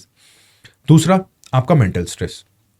एक एग्जाम्पल आपको मैं देता हूँ। मध्य प्रदेश में एक कार्डियोलॉजिस्ट थे, ये 3 साल 4 साल पहले की बात है। कार्डियोलॉजिस्ट, कभी भी उन्होंने कोई स्मोकिंग नहीं करी, कभी भी उन्होंने कोई शराब को हाथ नहीं लगाया। वर्कआउट करना, एक्सरसाइज करना रेगुलर, लेकिन बहुत ही कम टाइम स्पेन में उन्होंने 10,000 के करीब सर्जरीज कर दी। ओवरली स्ट्रेस्ड, बहुत ज़्यादा काम में अपने डेडिकेट कर दिया। अपने 14 घंटे 15 घंटे आप काम कर रहे हो, अपनी बॉडी को रेस्ट ही नहीं दे रहे हो, स्ट्रेस जनरेट हो रही है, कार्डियक अरेस्ट हुआ, हार्ट अटैक हुआ, उनकी डेथ हो गई। एज कितनी थी? शायद 35 प्लस थे, 35-36 की एज थी, 40 ईयर्स की एज थी। इतनी यंग एज में हार्ट अटैक से डेथ हो गई। रीजन? स्ट्रेस। हम जिस भी तरीके से हमारी बॉडी में स्ट्रेस आ रहा है वो हमारी बॉडी के लिए हार्मफुल है, चाहे वो कोई फैक्टर हो कि हम अल्कोहल पी रहे हैं या फिर सिगरेट पी रहे हैं या फिर हम अपने काम से स्ट्रेस बना रहे हैं। तो हमें अपने स्ट्रेस लेवल्स को मैनेज करना बहुत इंपॉर्टेंट है, और ये स्टार्टिंग से करना ही बेटर है, आई थिंक। देखिए, आप लोगों को ऐसा लगता है कि स्ट्रेस तो पार्ट है लाइफ का, कि स्ट्रेस नहीं होगा तो काम कैसे होगा। हम तो जॉब करते हैं, जॉब में तो स्ट्रेस हो गई, बॉस भी बोलेगा कि स्ट्रेस तो हो गई कि काम करना है, हमें स्ट्रेस नहीं होगा तो हम ग्रो कैसे करेंगे। ऐसा नहीं है। देखिए, आप ग्रो करोगे, अंडर स्ट्रेस आप ग्रो करोगे, लेकिन कब तक आप स्ट्रेस को अपने शरीर पे ले सकते हो, ये जानने की ज़रूरत है। ये नहीं है कि आपको काम छोड़ देना है। देखिए काम तो करना पड़ेगा, सबको अपना लाइफस्टाइल मेंटेन करना है, आपको जीवन चलाना है, तो उसके लिए काम तो करना ज़रूरी है। लेकिन आपको अपने स्ट्रेस लेवल्स को मैनेज करना है। वो मैनेज कैसे होंगे? वो स्ट्रेस लेवल को मैनेज करने का सिर्फ एक ही तरीका होता है, आप अपने शरीर को थोड़ा चलाना शुरू करो। और अगर आप आधा घंटे भी वर्कआउट के लिए निकालोगे सुबह, तो उसमें भी आपके बहुत स्ट्रेस लेवल्स कम हो जाते हैं। आप सुबह कोई आप वर्कआउट नहीं करना चाहते, आपको नहीं पसंद एक्सरसाइज करना, आप कोई स्पोर्ट्स एक्टिविटी करो, कोई आपको जिम नहीं जाना, आप स्विमिंग कर सकते हो, आपको जो पसंद है, फुटबॉल, क्रिकेट, खेलो, व्हाटएवर, कुछ भी। आप अपने स्ट्रेस को निकालो फिजिकल एक्टिविटी से। वो वीकेंड्स पे शराब पी के आपको लग रहा है वो कि स्ट्रेस आपका निकल गया, वो निकला नहीं है, वो आपके शरीर में और जमा हो रहा है, वो एक दिन अचानक से निकलेगा। हार्ट अटैक आपने बताया था कि मोस्ट ऑफ दी चीज़ें मेंस में ज़्यादा होती है, वुमेंस में नहीं, लेकिन वुमेंस में भी हो रही हैं, और जिसका मेनली कारण स्ट्रेस है, चाहे अगर उनकी लाइफ फिट भी है। हार्ट अटैक में जेनेटिक्स भी इंपॉर्टेंट रखते हैं कि आपकी फैमिली में पीछा वाला जेनेटिक्स कैसा रहा है? देखिए हार्ट अटैक्स अब क्यों बढ़ रहा है, अगर हम स्टडीज़ की बात करें तो मेल्स में हार्ट अटैक्स के प्रेवलेंस ज़्यादा होते हैं मेल्स में as compare to females. Structure body का उसी हिसाब से है। बहुत सारी हमारी आर्टरीज जो हैं, जो टुवर्ड्स हार्ट के सप्लाई कर रही हैं, मेल्स में उनमें डिपॉजिट ज़्यादा होता है, वो ज़्यादा ब्लॉक होती हैं। फीमेल्स में वो छोटी छोटी वाली होती हैं, तो इसलिए उनके हार्ट पे इतना इम्पैक्ट पड़ता नहीं है उसका। एक चीज़। दूसरा, फीमेल बॉडी, अगर फीमेल्स में बात करें हार्ट अटैक्स की, तो 40s मेनोपॉज के बाद में, 50s के बाद में उनके तब चांसेस बढ़ जाते हैं। मेल्स में क्या है, थ्रू आउट द लाइफ उनके ज़्यादा हैं चांसेस हार्ट अटैक होने के। नंबर 1 रीज़न उनकी स्ट्रक्चर बॉडी का ऐसा है कि वो है ही, ऐसी स्टडीज़ भी हैं बहुत सारी। नंबर 2, हैबिट्स मेल्स में ज़्यादा हैं। अगर कंपेयर करें हम औरतों को और आदमियों को, तो मेल्स में स्मोकिंग की हैबिट भी ज़्यादा ही है और अल्कोहल की हैबिट भी ज़्यादा ही है। और ओबिसिटी, कि आप बहुत ज़्यादा ओबीस होते चले जा रहे हो, आपका बिल्कुल भी फोकस नहीं है हेल्थ पे। स्ट्रेस फिर से वही आ जाता है कि फैमिली का काम करना है, बच्चों की पढ़ाई के लिए पैसा जमा करना है, बेटी है तो उसकी शादी के लिए पैसा जमा करना है। तो ये बहुत सारी चीज़ें होती हैं। जो होता ये है कि आज हम फीमेल्स की ही बात कर रहे हैं, हेल्थ की, तो फीमेल हेल्थ की बात कर रहे हैं, लेकिन एक छोटा सा पॉइंट मैं ऐड करूँगा जी जी बिल्कुल, कि आदमी को हमेशा ना, बच्चा जब छोटा होता है, लड़का, उसको हमेशा ये बोला जाता है कि आदमी टफ होते हैं, लड़के हैं रोते नहीं हैं, लड़कों को रोना नहीं है। और ये चीज़ जब हमारे अंदर डाली जाती है ना बचपन से, तो बड़े होके क्या होता है कि शेयर करना बंद कर देते हैं, कि शेयर नहीं करते। उनको ऐसा लगता है कि जो शेयर करेंगे ना, हम किसी को बताएंगे अपनी प्रॉब्लम, ऐसा लगेगा कि ये वीक है। हमेशा वीकनेस की पहचान बताई जाती है। लड़कियों में क्या होता है, वो शेयर करती है क्योंकि मदर से शेयर कर लेती है। घर में क्या, बाप है, बाप तो अपनी वाइफ से ही बात नहीं कर रहा, वो बेटे से क्या करेगा, है ना। लेकिन मदर और डॉटर का एक रिलेशनशिप ऐसा बन जाता है कि वो शेयर कर लेते हैं, कुछ भी बात, बहुत इंटीमेट बात भी बता ही देते हैं। लड़के नहीं बता सकते। अगर किसी लड़के को कोई प्रॉब्लम है या फिर कोई उसको सेक्सुअली रिलेटेड कुछ पूछना है कि एक सर्टेन एज के बाद में मास्टरबेशन के बारे में बात करनी है, वो किसी से बात नहीं कर सकता, तो अपने दोस्त से बात करेगा, और दोस्त उसको और उल्टा कुछ बता देगा, है ना, वो और कुछ नई चीज़ बता देगा, हाँ भाई सही है, यही बढ़िया है। तो वो बात करना बहुत ज़्यादा इंपॉर्टेंट है। वो कहाँ से आएगा, वो घर से ही आएगा। अब जैसे चेंज हो रहे हैं सब लोग, हम 2024 आ गए, 2024 में चीज़ें बदल रही हैं। हमें ये भी चीज़ बदलने की ज़रूरत है कि शेयर करना, एक बात करना बहुत ज़्यादा इंपॉर्टेंट है। इसीलिए जब ये बच्चा बड़ा होता है तो ये अपने तक ही बात सीमित रखता है, ये किसी को नहीं बताएगा, किसी को नहीं बोलेगा। वो बात अंदर ही अंदर इतनी बड़ी होती चली जाती है कि किसी बड़ी बीमारी की तरह से बाहर निकलती है। तो ये शायद इस चीज़ को ठीक करना ये हमारे हाथ में ही है। राइट, मतलब बेसिकली हमें घर से अपना कल्चर वो स्टार्ट करना पड़ेगा। बिल्कुल। नाउ अगर हम एक स्टेप पर और नीचे जाते हैं, सेक्सुअल लाइफ की अगर मैं बात करूं वुमेन की, सही टाइम क्या है एग्जैक्टली मैरिज का? वैसे तो कोई टाइम होता नहीं, बट अकॉर्डिंग टू स्टडी या आगे क्योंकि बेबी प्लान करना होता है, क्या सही टाइम है एक कपल को शादी करने का, और एक लड़की को कब बच्चा प्लान करना चाहिए? देखिए मेरे हिसाब से अगर मैं अपनी बात बोलूं कि मेरी क्या सोच है इस बारे में, क्योंकि इस बारे में हर किसी की सोच अलग हो सकती है। जी। जो पहले पुराने लोग हैं, जो अब आज की डेट में बोल सकते हैं कि हमारे पेरेंट्स के एज के हैं, शायद उनकी सोच ये हो सकती है कि जल्दी शादी कर लेनी चाहिए। लेकिन जैसा अब कल्चर चेंज होता चला जा रहा है, बदलता चला जा रहा है, कि किसी में अंतर नहीं है, जैसा एक लड़की है वैसा एक लड़का है, दोनों को काम करना है, दोनों को साथ में जॉब भी करनी है, दोनों को अपने करियर पे भी फोकस करना है। टाइम जो है शादी का वो एक अब इंडिविजुअल चॉइस है। मैं ये नहीं बोलूँगा कि इस एज में शादी करनी नहीं चाहिए, आपकी चॉइस है। अगर आप चाहते हो कि आपको कुछ पहले खुद बनना है उसके बाद आपको शादी करनी है तो वो स्टेप लेना चाहिए। आज की फीमेल को ये करना ज़रूरी है। देखिए, आपकी लाइफ पहले है, पहले आप एज ए इंडिविजुअल क्या हो वो ज़्यादा ज़रूरी है। आपने अपने लिए क्या किया? अगर आपने कुछ नहीं किया है, आप अपनी पढ़ाई करके आप जॉब नहीं कर रहे हो, उसके बाद आप डिपेंडेंट हो पूरे अपने हस्बैंड पे।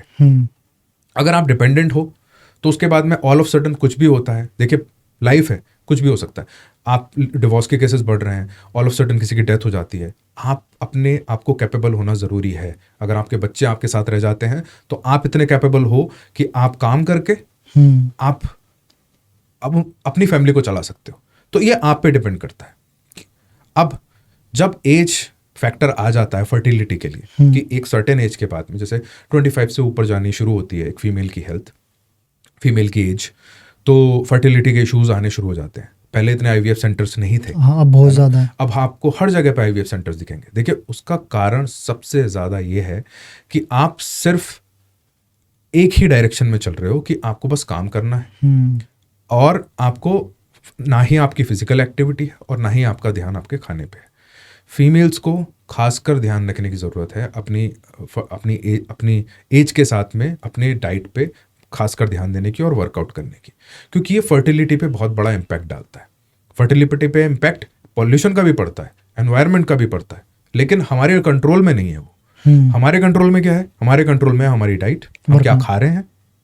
जितना हम पैकेज्ड खाने से दूर रहेंगे, जितना हम घर का खाना खाएंगे, जितना हम हेल्थी खाना खाएंगे, उतने हमारी बॉडी फंक्शन ज़्यादा अच्छे से करेगी। अगर आज से पहले चले जाते हैं कुछ साल पहले, तो 40s की एज में भी फीमेल्स आराम से कंसीव कर रही थी। 40s की एज में भी बच्चे आराम से हो जाते थे, घर पे ही हो जाते थे। क्यों? लाइफस्टाइल। उनके टाइम पे वो वर्कआउट एक्सरसाइज तो नहीं करते थे। अब लोग ये क्वेश्चन करते हैं कि उस टाइम पे तो कोई एक्सरसाइज नहीं करता था। देखिए, वो टाइम अलग था, हवा साफ थी, पानी साफ था, खाना बहुत अच्छा था, काम ज़्यादा करके जो घर का काम था और इतने में ही काम हो जाता था। लेकिन अभी चेंज हो चुका है। आपका अगर कंफर्ट बढ़ रहा है तो आप अपने एक्सरसाइज पे फोकस करो, अपने खाने पे फोकस करो। अभी के टाइम पे एट द मोमेंट क्या सही समय होता है एक बेबी कंसीव करने का? मतलब उसके बाद थोड़ा मुश्किल हो जाती है वुमेन्स को, वो सही समय क्या है? 30 साल, 32 साल? देखिए, 30 से पहले ही बोला जाता है कि 30 साल से पहले की एज में होना चाहिए, है ना? ये बोलते हैं ऐसा। सही समय फिर से वही बात है कि सही समय आपके ऊपर डिपेंड करता है कि आप किस स्टेट में करना चाहते हो। बट इससे चांसेस नहीं बढ़ेंगे ज़्यादा कम कंसीव करने के? हम जितना ज़्यादा आगे एज फैक्टर्स आएगा, देखिए, 30s में एंटर करते ही चांसेस कम हो जाते हैं। ये प्रूफन है कि 30s में आप एंटर करते हो तो आपके चांसेस कम हो जाते हैं कि आपकी फर्टिलिटी, आपके कंसीव करने के थोड़े चांसेस कम हो जाते हैं। आप कंसीव कर लेते हो तो आपके मिसकैरेज के चांसेस बढ़ जाते हैं और आपकी प्रेगनेंसी में कॉम्प्लिकेशन ज़्यादा आती हैं। ऐसा होता है, ये एक नेचुरल प्रोसेस है जो रिसर्च बेस्ड है, जो बोला जाता है, जो जो एक्चुअल में है वो है। तो अगर आपको ऐसा लगता है कि आपका फोकस प्राइमरी क्या है, कि आपका प्राइमरी फोकस ये है कि आपकी प्रेगनेंसी अच्छी होनी चाहिए, आप एक अच्छे से, आपको एक फैमिली पे फोकस है आपका कि मेरी फैमिली प्रॉपर अच्छे से होनी चाहिए, 2 बच्चे होने चाहिए, आप पूरा फोकस ही आपका फैमिली पे 30 से पहले करो। और करियर पे है तो थोड़ा डिले? करियर पे है तो इट्स योर चॉइस।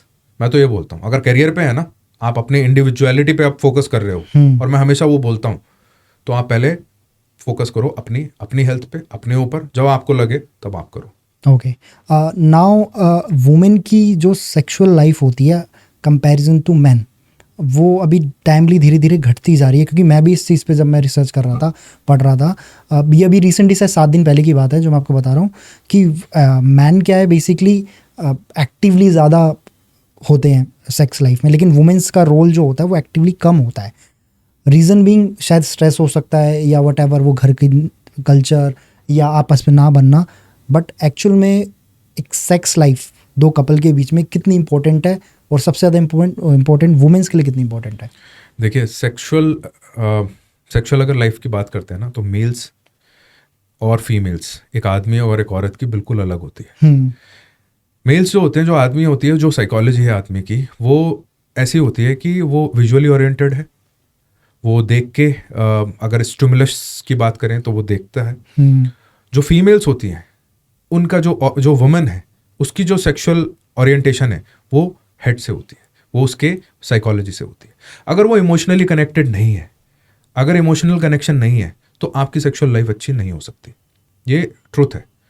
अगर आप एक फीमेल के साथ में आप अपना इमोशनल कनेक्शन अच्छा बना रहे हो, आप उसकी नीड्स को समझ रहे हो, आपको पता है कि वो अकेले नहीं है, आप उसके साथ में हो, एज ए टीम काम कर रहे हो, तो आपकी सेक्सुअल हेल्थ और बेटर होती चली जाएगी। और सेक्सुअल हेल्थ का आपके स्ट्रेस पे बहुत इम्पैक्ट पड़ता है, दोनों के, एक आदमी के भी, एक औरत के भी, क्योंकि वो एक बहुत बड़ा रोल प्ले करता है आपको स्ट्रेस को रिलीव करने में।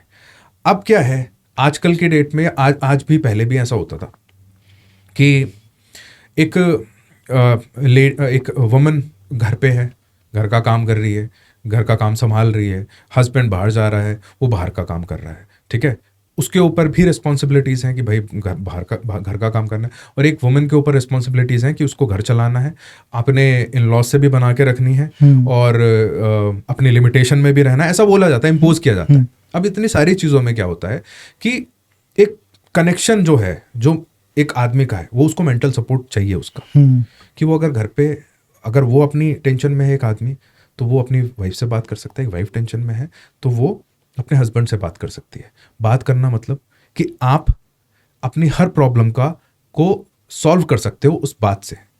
एक एग्जांपल बताता हूँ मैं। जब भी कोई मेंटल इश्यूज होते हैं लोगों को, तो क्या होता है कि हमेशा ये बोला जाता है कि आप एक साइकोलॉजिस्ट से मिलो, साइकाइट्रिस्ट से मिलो, उसके बाद में उसका सॉल्यूशन मिलेगा, ठीक है। एक स्टेज आ जाती है लोगों right. वो स्टेज एकदम से नहीं आती, वो स्टेज बहुत टाइम बाद आती है, बहुत सालों बाद आती है, जब आपको ऐसा ब्रेकडाउन लगता है। अगर आपका एक रिलेशनशिप ऐसा है, अभी हम सिर्फ एक हस्बैंड वाइफ की बात कर रहे हैं, अगर आपका एक ऐसा रिलेशनशिप है जिसमें आप सारी चीज़ें अपने हस्बैंड से शेयर कर सकते हो, या फिर आप उसको बोल सकते हो, या फिर आप अपनी वाइफ से शेयर कर सकते हो और उसको बोल सकते हो, तो ये जो मेंटल प्रॉब्लम्स हैं, इनके चांसेस बहुत कम हो जाते हैं। क्योंकि एक साइकोलॉजिस्ट का काम आप एक दूसरे के लिए कर रहे हो। साइकोलॉजिस्ट क्या करता है, वो आपकी सारी बातें सुनता है ना, और उसमें आपको एक सॉल्यूशन वो देगा जो आपके पास ऑलरेडी है, बस आपको पता नहीं था, हमने शेयर करी बस उसे। हाँ, उसने बस एक सॉल्यूशन दे दिया आपको, ठीक है, शेयर करा। बहुत बार ऐसा होता है कि आपको शेयर करके ही आपको ऐसा लगता है कि हाँ, सॉल्यूशन आने वाला है ना। ये जो ट्रांसपेरेंसी है, ये जो कनेक्शन है, ये जो इमोशनल बॉन्ड है, ये बहुत ज़्यादा इंपॉर्टेंट है एक रिलेशनशिप में। इसके बाद में आपकी सेक्सुअल रिलेशनशिप कितनी इंप्रूव होगी और कितने लंबे टाइम तक चल सकती है, वो आपको भी नहीं पता। एंड एक आर्टिकल्स भी था, एक अमेरिकन डॉक्टर ने, जिन्होंने बताया था कि एक यूजली जो कपल है, मैरिड कपल है, अगर बॉन्डिंग अच्छी है, फॉर श्योर सेक्सुअल लाइफ के लिए पहले तो बॉन्डिंग होना बहुत ज़रूरी है, उसके बिना तो सेक्सुअल लाइफ की कोई वैल्यू है भी नहीं। अगर आपकी बॉन्डिंग अच्छी है, जो आप क्रिएट कर रहे हो, जैसा आपने बताया, तो आप वीक में 2 से 3 बार सेक्स ज़रूर करें। रीज़न बिंग, आप मेंटल स्ट्रेस आपकी डाउन होती है, उससे आप दोनों की बॉन्डिंग और ज़्यादा स्ट्रॉन्ग होती है। बॉयज़ में मेल्स के अंदर जो हार्ट अटैक के चांसेस है वो कम होते हैं, आपकी इन्वॉल्वमेंट एक दूसरे के साथ ज़्यादा होती है। तो उन्होंने बताया कि सेक्स इज़ नॉट कि टैबू नहीं है। इंडिया कल्चर में तो टैबू है फॉर श्योर, करना सब चाहते हैं, बात हर कोई करना चाहता है, लेकिन कर नहीं सकता बिकॉज ऑफ हमारा कल्चर। बट उनकी स्टडी ने बताया कि आप एटलीस्ट मैरिड कपल 2 से 3 बार वीक में सेक्स ज़रूर करें। आप उसको अपना एक एग्जाम्पल बोले तो आप पार्ट बना सकते हो लाइफ का। वो मूड बनाना पड़ेगा आपको एक दूसरे के साथ रह के। वो कैसे बनेगा, देखिए वो इम्पोर्टेंट है ना, वो कैसे बनेगा, वो बिल्कुल इम्पोर्टेंट। अगर आप ऐसे आदमी हो जो बाहर से आके और घर पे आया है, उसने अपना बैग एक तरफ रख दिया, उसके बाद में आके बैठ गया है, खाना आएगा टेबल पे, खाना खा लिया, अपना फ्रेश हो गए, अब रूम में गए, और वहाँ पे आपने पता चल गया, आपको वीडियो में पता था कि 3 बार सेक्स करना है, 3 बार कर लिया, कोई फायदा नहीं है इसका। राइट, ये आपको कुछ नहीं देगा, ये कोई सेटिस्फेक्शन नहीं देगा। ये भी एक तरह का अब्यूज है जो एक आप फीमेल को कर रहे हो। बिल्कुल, वो बोलेगी नहीं कभी, वो ये सोचे कि मैं तो वाइफ हूँ, मेरा तो यही काम है ना। ऐसा बहुत सारे लोगों की थिंकिंग है। हमेशा आप देखिए, मैं अपना एग्जाम्पल आपको बताता हूँ। मैं और मेरी वाइफ हम दोनों डॉक्टर हैं, हम दोनों काम करते हैं, हम बाहर भी काम करते हैं, हम घर में भी काम करते हैं, मिलके काम करते हैं। अब अगर मुझे कभी ऐसा लगता है कि मुझे घर का काम करना पड़ेगा, या मेरे पेशेंट्स नहीं है, मैं आज ऑफ पे हूँ, मैं घर का सारा काम करता हूँ। अगर मेरी मेड नहीं आ रही है, मैं सारा काम करूँगा। अगर मुझे ऐसा लगता है कि हम खाना बनाते हैं साथ में, मैं अपनी मील्स खुद बनाता हूँ, तो मैं इतना काम कर सकता हूँ। मेरा हेक्टिक शेड्यूल है, बहुत ज़्यादा हेक्टिक शेड्यूल होता है, मुझे मॉर्निंग से बाहर निकलना होता है, उसके बाद में अपने क्लिनिक्स पे भी विजिट करना है, मेरी अपनी क्लिनिक है, वहाँ पे भी पेशेंट्स होते हैं। फिर उसके बाद में एज ए हेल्थ गाइडेंस के लिए, डाइट कंसल्टेशन के लिए पेशेंट क्लाइंट्स होते हैं, उनसे मुझे बात करनी है। उसके बाद में शाम को अपने घर पे भी टाइम देना है। तो ये एक एग्जाम्पल मैं आपको बता रहा हूँ, मैं ये नहीं बोल रहा कि सब कर सकते हैं ये चीज़। ऐसा हो सकता है कि देखिए सबसे नहीं हो सकता। मेरा बैकग्राउंड ऐसा है कि शायद मैं उन चीज़ों मेरे अंदर इंस्टिल है, लेकिन मैं आपको एक एग्जाम्पल अपना दे के बता रहा हूँ कि आप भी ये कर सकते हो, टाइम निकाल सकते हो। अगर आप किचन में 10 मिनट जाके अपनी वाइफ के साथ खड़े हो जाओगे तो उसमें आपकी मर्दानगी कम नहीं हो जाएगी। आप उसके जाके बोल दो कि कुछ हेल्प की जरूरत है क्या। I think is the best part एक मैरिड लाइफ का, कि जब आप कुकिंग कर रहे हो साथ में कोई काम करो साथ में, एज अ रोल प्ले करो फ्रेंड की तरह, नॉट हस्बैंड वाइफ। बिल्कुल। तो मुझे लगता है उससे कंपैटिबिलिटी और आपकी बॉन्डिंग ऑटोमेटिकली स्ट्रॉन्ग होती चली जाती है। लेकिन आदमी की मर्दानगी कम हो जाएगी ना इसमें, वो जो अगर हम इस बात को भी बोल रहे हैं ना, इस बात पे लोग हमें गालियां भी देंगे कि तुम्हें बोलना बहुत आसान है, एक माइक पे बैठ के माइक पे बैठ के बोल तब रहे हैं जब कर चुके। यहाँ पे मैं बैठ के आपको तभी बोल रहा हूँ जब मैं अपनी लाइफ में इस चीज को कर चुका हूँ। आसान नहीं है, मुश्किल है, लेकिन उससे क्या है, उससे जो रिलैक्सेशन मिलती है ना आपको, वो प्राइसलेस है। आप जो दुनिया में ढूंढ रहे हो ना कि शांति कहाँ है, वो घर पे ही है भाई। आपको देखने की जरूरत है। आपने अपनी वाइफ को एक ऑब्जेक्ट बनाया हुआ है कि वो घर में रहेगी, काम करेगी, बच्चों को संभाल लेगी, मैं बाहर जाता हूँ, दोस्तों के साथ पार्टी करता हूँ। आपने उससे पूछा कि उसको पार्टी करने की जरूरत है कि नहीं। अब हेल्थ से अगर मैं बाहर निकल जाऊँ, लोगों के कल्चर पे आ जाता हूँ कि आपका कल्चर ही है कि आपको वीकेंड पे पार्टी करनी है, बियर पीनी है, शराब पीनी है। लोगों की चॉइस है, हम इम्पोज नहीं कर सकते। मैं सिर्फ बता सकता हूँ नुकसान क्या है, लेकिन मैं ये नहीं बोल सकता मत करो। आप इतने समझदार हो, मैंने आपको नुकसान बता दिया। अब ये पार्ट हो गया लाइफ का। आप वीकेंड पे अपना दोस्तों के साथ पार्टी कर रहे हो, आपकी वाइफ घर पे है, आप उसको आपने कभी पूछा कि तुझे भी चलना है क्या, मेरे साथ में ज्वाइन करना है क्या? या फिर अगर वो नहीं करती है तो उसका क्या इंटरेस्ट है? अगर फॉर एग्जाम्पल एक हस्बैंड का है कि वो पार्टी करता है अपना वीकेंड्स पे, उसका सर्कल है, और उसकी वाइफ को नहीं पसंद कि वो मैं तो कुछ नहीं, मुझे कोई शराब नहीं पीनी, ड्रिंकिंग नहीं करनी। आपने उससे कभी पूछा कि उसका चॉइस क्या है, कि उसको अपने कंफर्ट के लिए क्या करना है? कुछ योगा ज्वाइन करना है, वर्कआउट ज्वाइन करना है? आप पूछो तो एक बार। जब तक आप पूछोगे नहीं, आंसर आपको नहीं मिलेगा। चाहिए सबको, करना सबको है, लेकिन वो कभी आगे बढ़ के खुद से बोल देंगे नहीं। और आई थिंक अगर आपकी बॉन्डिंग उस लेवल की, आप साथ में बैठ के एंजॉय करो, वो तो बहुत बेस्ट है। जो भी कुछ भी करना, आप बहुत सारी चीजें कर सकते हो। आप एंजॉय करने के लिए बहुत सारी चीजें कर सकते हो। बिल्कुल, आप कुछ रिक्रिएशनल एक्टिविटीज कर सकते हो, आप खेल सकते हो, कुछ स्पोर्ट्स खेल सकते हो। आप घर पे भी बहुत सारे काम है जो आप कर सकते हो। आप ट्रैवल कर सकते हो, आजकल लोग इतना ट्रैवल कर रहे हैं, आप ट्रैवल कर सकते हो, अपना एंजॉय करो। मतलब आप टाइम निकालो, 1 महीना, 2 महीना, 3 महीने में टाइम निकालो। लोगों ने अपना शेड्यूल को इतना कॉन्स्ट्रिक्ट कर दिया है कि भैया हमारे पास टाइम नहीं है। आप क्या बोल रहे हो? आप ये बोल रहे हो एक्सरसाइज करें, हमारे पास टाइम नहीं है। आप क्या बोल रहे हो? आप ये बोल रहे हो कि मैं फोन कम यूज करूं, मेरा काम ही सारा फोन से होता है। तो मैं बस बोल सकता हूं, मैं एक मीडियम बन सकता हूं, मैं आपका हाथ नहीं पकड़ सकता कि ये मत करो। फोन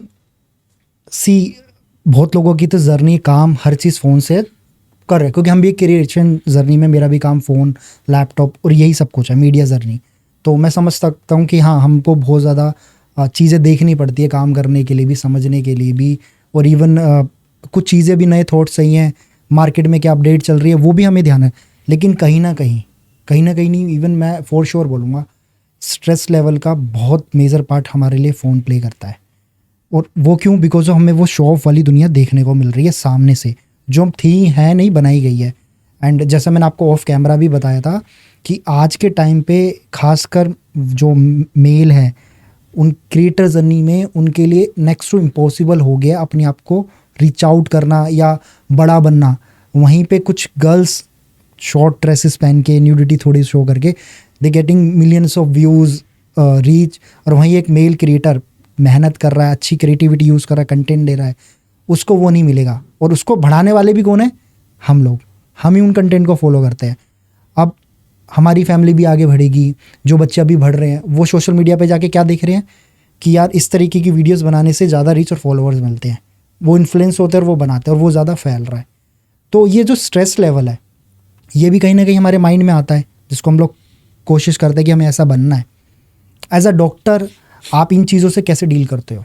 देखिए, ये जो चीज़ें हैं ना कि जो सोशल मीडिया है, जो फ़ोन है, जो हमारा हमेशा बिना फ़ोन के हम रह ही नहीं पा रहे हैं, ये हमारी हेल्थ को बहुत ज़्यादा इम्पेक्ट कर रहा है और हमें अभी पता नहीं है। अगर हम इस बारे में बात भी करेंगे ना तो वो भी शायद हम खुद कंट्रोल नहीं कर पा रहे हैं। हमारा ये काम है, हमारा भी एक जो काम है जो हम फ़ोन के थ्रू हो रहा है, लोगों के सारे बिजनेस चल रहे हैं फ़ोन से ही चल रहे हैं। काम फ़ोन में करना और फ़ोन में टाइम वेस्ट करना, ये दोनों अलग चीज़ें हैं। आप काम कर रहे हो, आपका स्क्रीन टाइम बढ़ रहा है, वो एक प्रोसेस है। आपको उसको रिलीव करने के लिए कुछ कर सकते हो। आप कुछ क्रिएटिव कर रहे हो, उसमें क्या है कि आपको एक कुछ वापस भी मिल रहा है। हाँ, मज़ा भी आ रहा है उसको करने तो में। उसलिए आप उसको एंजॉय कर रहे हो, ठीक है। अगर आपको एंजॉय कर रहे हो, आप काम कर रहे हो, आपके अंदर इतनी सैनिटी भी होगी कि आप अपने आप को ब्रेक दोगे। अगर आप सिर्फ टाइम वेस्ट कर रहे हो कि आप फ़ोन बस आपने खोला हुआ है, चल रहा है, कुछ भी आप उसमें देखे जा रहे हो, आप स्क्रॉल ही करे जा रहे हो, जो कि दो कंडीशंस में होता है। एक, जो लोग क्लोज स्पेसेस में रहते हैं, जिनके पास ऑप्शंस नहीं है बाहर जाने का, कि उनको घर में ही रहना है, जो कि आजकल की जो औरतें हैं, फीमेल्स हैं, उनके साथ बहुत होता है। घर में ही रहना है, तो फिर वो खाली टाइम में बस उनका स्क्रॉल ही चल रहा होता है। वो दिमाग को इतना ब्लॉक कर देता है ना कि आपकी थिंकिंग ही बहुत बहुत अजीब हो जाती है। मतलब आप सोचने की जो शक्ति है ना, मैं बोलूँगा, वो बहुत कम होती चली जाती है उसकी वजह से, और वो रियलाइज़ नहीं होता। दूसरा, ये यंग जो जनरेशन है, उनको ऐसा लग रहा है कि फ़ोन मैजिक है, कि आज मैं अपनी एक रील डालूंगा, आज मैं कुछ बनाऊंगा ऐसा, कल वो वायरल हो जाएगा और मैं फेमस हो जाऊंगा। शॉर्टकट, ये जो शॉर्टकट के चक्कर में लगे हुए हैं ना, ये सबसे ज़्यादा बर्बाद हो रहा है। आपको फ़ोन का यूज़ जो है वो समझना पड़ेगा। फ़ोन एक टूल है जो आप बहुत पावरफुल है, उसको सही से यूज़ करोगे, अच्छे से यूज़ करोगे तो आप बहुत अच्छा कर सकते हो लाइफ में, और अगर आप उसको मिसयूज़ करोगे तो आप बर्बाद भी हो सकते हो। आपको कुछ नहीं मिलेगा, ज़ीरो हो जाओगे बिल्कुल। राइट। और इवन मैं एज अ कंटेंट क्रिएटर मैं ये बात बोलना चाहूँगा कि आप इससे जितने काम के हिसाब से, अपनी क्रिएटिविटी के हिसाब से, जिसमें आपको मज़ा आता है, आप यूज़ करोगे, ये डेफिनेटली आपके लिए काम करेगा। और हाँ, एंटरटेनमेंट भी ठीक है सम टाइम के लिए, जो होना भी ज़रूरी है आपके लाइफ में, बट मैं चाहता हूँ आज के टाइम पे हर एक फ़ोन में, एंड्रॉयड हो, एप्पल हो, कोई भी हो, एक ऑप्शंस आता है जो आपको डिफाइन करता है कि आपको कितनी देर के लिए सोशल मीडिया चलाना चाहिए। वो आपके फ़ोन में लगा होना बहुत ज़रूरी है, ताकि आप जैसे ही उस टाइम को क्रॉस करो आपको नोटिफिकेशन आ जाए और आप समझो नहीं अब इसको हटाना है। ये मेरे को लगता है ये ज़्यादा हेल्प करता है लोगों, क्योंकि ये बना ऐसा है ना कि आप खो जाते हो, 1 घंटा 2 घंटा 3 घंटे कब निकल गए पता नहीं। क्यों ना वो फ़ोन के अंदर ऑप्शन ऐसा ऐड ऑन कर ले जो हर एक फ़ोन देता है, जो हमें एक अलर्ट भेजे कि नहीं यार आपने टाइम ज़्यादा यूटिलाइज कर लिया, अब आपको पता लग जाएगा नहीं ठीक है रिलैक्स। आई थिंक मुझे लगता है कहीं ना कहीं वो ये पॉइंट जो है हमें थोड़ा सा स्टॉप करता है। होता क्या है कि जितना भी ये सिस्टम है ना, ये सारा ट्रिगर बेस पे है। आपके पास एक नोटिफिकेशन आया, आपने इंस्टाग्राम खोला, ठीक है, उस पर चेक करा, उसके बाद में आपको पता नहीं चला 15-20 मिनट कहाँ निकले, आपने वो बंद करके फिर दूसरा सोशल मीडिया खोल लिया कि उस पर क्या चल रहा है, मैं उस पर भी देख लेता हूँ। फिर उसके बाद आप तीसरे पे चले गए, इसमें आपका 1-2 घंटे निकल जाते हैं। ये ट्रिगर्स होते हैं। आपका फोन आपको हमेशा ट्रिगर करता है कि आओ उसको चेक करो। आप हमेशा ये आप खुद करके देखो, आप अपने फोन को किसी दूसरे रूम में रखे और एक रूम में बैठ जाओ, आपको धीरे धीरे क्यूरोसिटी होने लग जाएगी कि मेरा फोन कहाँ है, उसमें क्या कुछ हो रहा होगा। इस चीज को करने के लिए आप बहुत अच्छा सॉल्यूशन है, आप इससे कैसे बच सकते हो। देखिए, नोटिफिकेशन तो है, आप ट्रिगर पॉइंट्स अपने कमरे में भी बना सकते हो, अपने घर में भी बना सकते हो। फॉर एग्जाम्पल, मैं हमेशा बोलता हूं कि पढ़ना, रीडिंग, टेक्स्ट पढ़ना, बुक पढ़ना, ये बहुत ज्यादा आपके दिमाग के लिए थेराप्यूटिक है, मेडिसिन का काम करता है।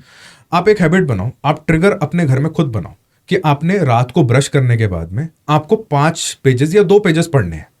आप जैसे रात 1-2 काम हो गए इसमें, आपको रात को ब्रश करने की हैबिट पड़ गई, और दूसरा आपको पता है कि अच्छा ब्रश करने के बाद मुझे 2 पेजेस भी पढ़ने हैं, ठीक है, तो एक हैबिट बनती चली जाएगी। आपके घर में आप ऐसी चीजें बनाओ कि आपके टेबल पे एक बुक रखी हुई है, आप हमेशा ये सोचो कि आप मैं घर में जब एंटर करूंगा अपने काम से आके, तो मैं अपने फोन को चेक नहीं करूंगा, मैं इस किताब को खोल, अगर मेरे पास कोई काम नहीं है, मैं अपना टीवी ऑन नहीं करूंगा, मैं इस किताब को खोल के पहले 2 पेज देखूंगा इसके। वो ट्रिगर कर रहा है, वो ट्रिगर है। अब वो हमेशा आपका वो ना रूटीन में आता चला जाएगा। ये बहुत अच्छा तरीका है आपको ये सब अपने फोन फ़ोन की जो हैबिट है, जो गंदी आदत आपको लग जाती है, जो आपको पता है कि लगी हुई है, इससे बचने की आप ऐसे और बहुत सारे ट्रिगर बना सकते हो अपने घर के अंदर ही। आपके पास कोई बॉल है, आप एक बॉल लेके आओ, घर में रख दो, ठीक है। आपको क्या करना है, आपको किताब भी नहीं पढ़नी। मैं आते ही, ऑफिस से आते ही अपना बैग रखूंगा, इस बॉल को उठा के मैं स्पिन करूंगा। मैं फ़ोन, आप देखना आपको फ़ोन की याद भी नहीं आएगी। ये बहुत छोटी छोटी ट्रिगर्स हैं जो आपको खुद बनाने, आप अपने इंटरेस्ट के हिसाब से ट्रिगर्स बनाओ और फिर देखो आपको नोटिफिकेशन की जरूरत ही नहीं लगेगी। राइट।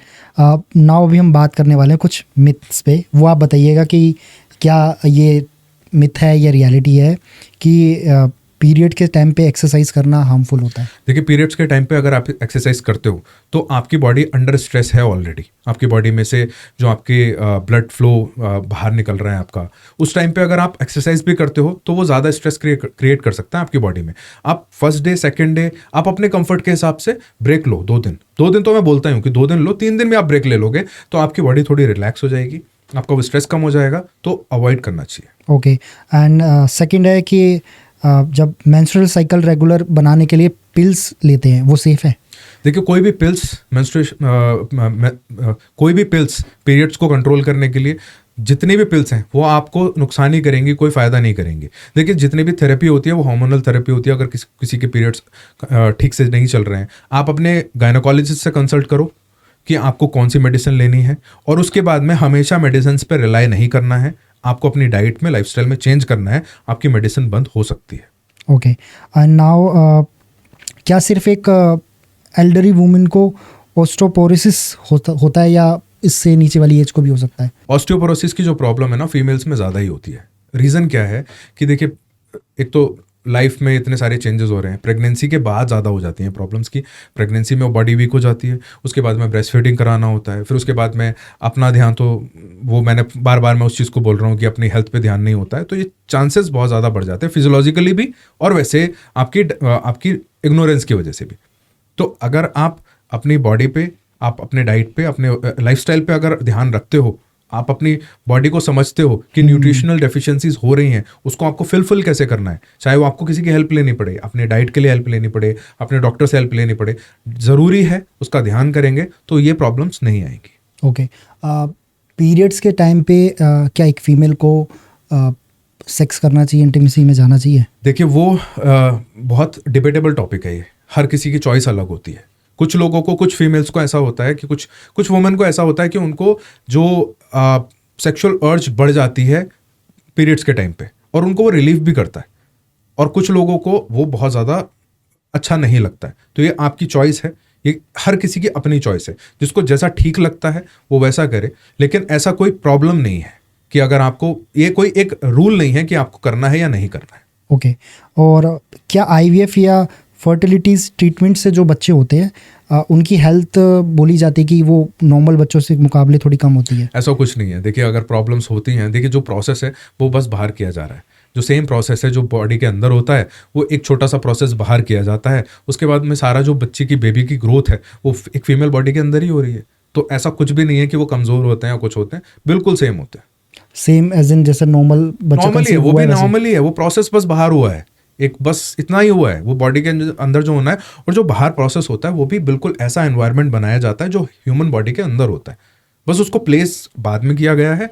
और आपको डिपेंड, ये सिर्फ आप अपने न्यूट्रिशन पे ध्यान दो, आपके जो भी बच्चे हैं वो बिल्कुल हेल्थी और बिल्कुल अच्छे स्ट्रांग होंगे। और सबसे इम्पॉर्टेंट, प्रेगनेंसी के टाइम पे आपको आपकी मेंटल हेल्थ पे बहुत ध्यान देने की ज़रूरत है। आप जितना अच्छी थॉट्स के साथ में उस टाइम को एंजॉय करोगे, पॉजिटिव रहोगे, जितना आप अपने थॉट्स को कंट्रोल करोगे, जितने आप अच्छे मूड में रहोगे, हैप्पी रहोगे, उतना ही वो सारी चीज़ें आपके बेबी में इंस्टिल होंगी।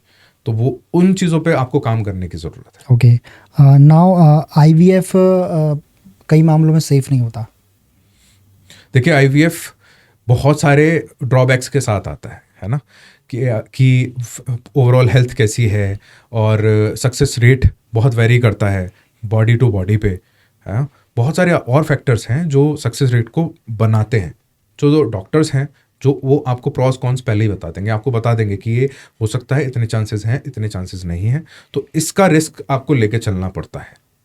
ओके, सो दैट मीन्स मतलब IVF डिपेंड करता है सामने वाली फीमेल बॉडी के ऊपर भी? बॉडी पे डिपेंड करता है, बॉडी पे डिपेंड करता है, स्पर्म्स पे डिपेंड करता है, उसके एग्स पे डिपेंड करता है, बहुत सारे फैक्टर्स हैं जिन पे डिपेंड करता है। तो हमें ये सोचने की ज़रूरत है अभी कि अगर आप इस चीज़ को ऑप्ट कर रहे हो तो आपको मेंटली आपको उस स्टेट में आना पड़ेगा कि आपको ये एक्सेप्ट करना है कि हाँ यही एक सॉल्यूशन है। सबसे पहले आप अपने मेंटल हेल्थ को इम्प्रूव करो। आप देखिए स्ट्रेस बहुत होता है, जब भी कोई ऐसी प्रॉब्लम्स आती हैं कि आप कंसीव नहीं कर पा रहे हो और प्रॉब्लम्स आ रही हैं, तो ये सारी चीज़ें मेंटल हेल्थ को बहुत ज़्यादा ख़राब करती हैं। बहुत बहुत ज़्यादा लोग डिप्रेशन में चले जाते हैं। अगर आप उस डिप्रेशन के मूड से, अगर उस होपलेसनेस से अगर इस चीज़ को कैरी करोगे तो फेलियर के चांसेस बढ़ जाते हैं। आप पॉजिटिव एटीट्यूड से जाओगे कि हाँ ये हो सकता है, तो डेफिनेटली सक्सेस रेट खुद से बढ़ जाएगा। ओके, नाउ लास्ट मिथ, क्या प्रेगनेंसी के बाद भी वुमेन्स की जो सेक्सुअल लाइफ होती है वो कम हो जाती है? बढ़ जाती है। किसने बोला कम हो जाती है? तभी मैं कंसीव ये तो बढ़ जाती है, बेटर हो जाती है, इम्प्रूव हो जाती है। देखिए सेक्सुअल लाइफ आप हम कितनी भी बात कर लें, सब डिपेंड करता है, मैंने अभी आपको बताया है कि मेंटल हेल्थ पे। अगर प्रेगनेंसी के बाद में, डिलीवरी के बाद में, देखिए फीमेल्स इस मामले में इंडिया में कम एक्सप्रेसिव होती हैं। जो वुमेन होती हैं वो कम एक्सप्रेसिव होती हैं क्योंकि वो एक्सप्रेस नहीं करती। उनको हमेशा ये बोला जाता है कि शर्म में रहना, शर्म करके रहना है, ज़्यादा अपने आप को कपड़ों पे भी बोला जाता है कि कपड़े भी ऐसे पहनने हैं, ओपन नहीं होना है ज़्यादा। और बहुत सारी कम्युनिटी ऐसी हैं जिनमें तो आज भी इतना ही है कि उनको आप कुछ कर ही नहीं सकते बिना परमिशन के। तो अगर ऐसी स्टेट में किसी की अपब्रिंगिंग हो रही है तो सेक्सुअल लाइफ पे तो बहुत बाद में बात होगी। ये तो पहले बात तो हमारी एक बेसिक एटिकेट्स की है कि हर किसी की लाइफ अपनी है, चाहे वो एक आदमी हो या एक औरत हो, उसकी इंडिविजुअलिटी अलग है। आपका नाम क्या है? आपका नाम, अगर आपका नाम कुणाल है तो लोग कैसे आपको जानेंगे आप कुणाल हो? आपका नाम वर्षा है तो आपको वर्षा को कैसे जानेंगे लोग? काम से कि वो करती क्या है। अगर आप अपने लिए कुछ नहीं कर रहे हो तो आपको कोई कुछ नहीं जानेगा। देखिए आपको अपने लिए करना ज़रूरी है, आपको अपना स्टैंड लेना ज़रूरी है। स्टैंड लेने का पहला स्टेप है आप अपनी हेल्थ से स्टार्ट करो कि आप अगर हेल्थी रहोगे, आप अपने लिए काम करोगे तो आसपास के लोग जो हैं वो खुद ही आपको रेस्पेक्ट करना शुरू कर देंगे। आप अपनी बॉडी की रेस्पेक्ट नहीं करोगे तो लोग भी आपको रेस्पेक्ट नहीं करेंगे। ओके, एक और मिथ के बारे में आपसे पूछना चाहूँगा कि पीरियड्स के टाइम पे जो पैड्स यूज़ किए जाते हैं वो ब्रांड के ही यूज़ करो, मिथ है ये रियलिटी? बिल्कुल, देखिए अच्छे ब्रांड्स के ही यूज़ करने चाहिए। और जो भी चीज़ें हैं, ये जो हाइजीन को लेके है, ये चीज़ें जो हमारी मेंस्ट्रुअल हाइजीन की चीज़ें हैं, ये बहुत ज़्यादा लोगों को अवेयर करने की ज़रूरत है इस पर कि जो सैनिटरी पैड्स हैं उनको प्रॉपरली यूज़ करना, उनको किस तरीके से यूज़ करना है। बहुत लंबे टाइम तक एक ही को यूज़ नहीं करना है। बच्चों को पता नहीं होता, छोटे बच्चों को पता ही नहीं होता, वो बात भी नहीं करती हैं। तो किस तरीके से यूज़ करना है उनको अवेयर करना ज़रूरी है, इस बारे में उनको बताना ज़रूरी है, क्योंकि उससे भी बहुत सारी हार्मफुल इफेक्ट्स होते हैं बॉडी में, क्योंकि उसमें भी कुछ सर्टेन केमिकल्स होते हैं जो एब्जॉर्ब कर रहे हैं ब्लड को, फिर वो वापस आपकी बॉडी में एंटर कर सकते हैं। तो आपको किस तरीके से यूज़ करना है, एक पैड को कितने टाइम यूज़ करना है, फिर चेंज कब करना है, अपनी उस टाइम पे अपनी हाइजीन का कितना ध्यान रखना है, एक पूरे डे में कितनी बार चेंज डिपेंड करता है। ये फ्लो पे डिपेंड करता है, ये हम डिसाइड नहीं कर सकते। ये सिर्फ ये जो जिसके साथ ये है वुमन के साथ में, उसको, बच्ची को और बड़े होने के बाद भी लोगों को पता होना चाहिए कि आपको कितने टाइम तक करना है। 3 बार भी आप कर सकते हो, 4 बार, ये डिपेंड करता है इस चीज़ पे। ये आपको खुद से आपको पता होना चाहिए इसका। बट टाइमली चेंज किया जाए, टाइमली करो, आप उसको एडजस्ट मत करो उससे, क्योंकि वो आपकी हेल्थ पे निगेटिव इफेक्ट डालेगा, क्योंकि वो जो सर्टेन केमिकल्स हैं पैड्स के अंदर वो शायद आपकी बॉडी में वापस एंटर हो सकता है। और चूज करना हो तो एक ब्रांड को जरूर चूज करें आपके अपने कंफर्ट से। आपको अच्छा ब्रांड यूज़ करना चाहिए, आप उस पर कॉम्प्रोमाइज़ मत करो पैसे पे कि सस्ता हो, या फिर आप अच्छा ब्रांड यूज़ करो जो अच्छा हो, जो आपको लगता है कि आपको हार्मफुल इफेक्ट्स उसके कम आएंगे। देखिए हार्मफुल इफेक्ट से बचने का एक ही तरीका है, सभी में कोई ना कोई केमिकल तो होते ही है ना। हार्मफुल इफेक्ट से बचने का एक ही तरीका है कि आप उसको जल्दी फ्रिक्वेंटली चेंज करो, वही उसी से आपको बचाव मिल सकता है।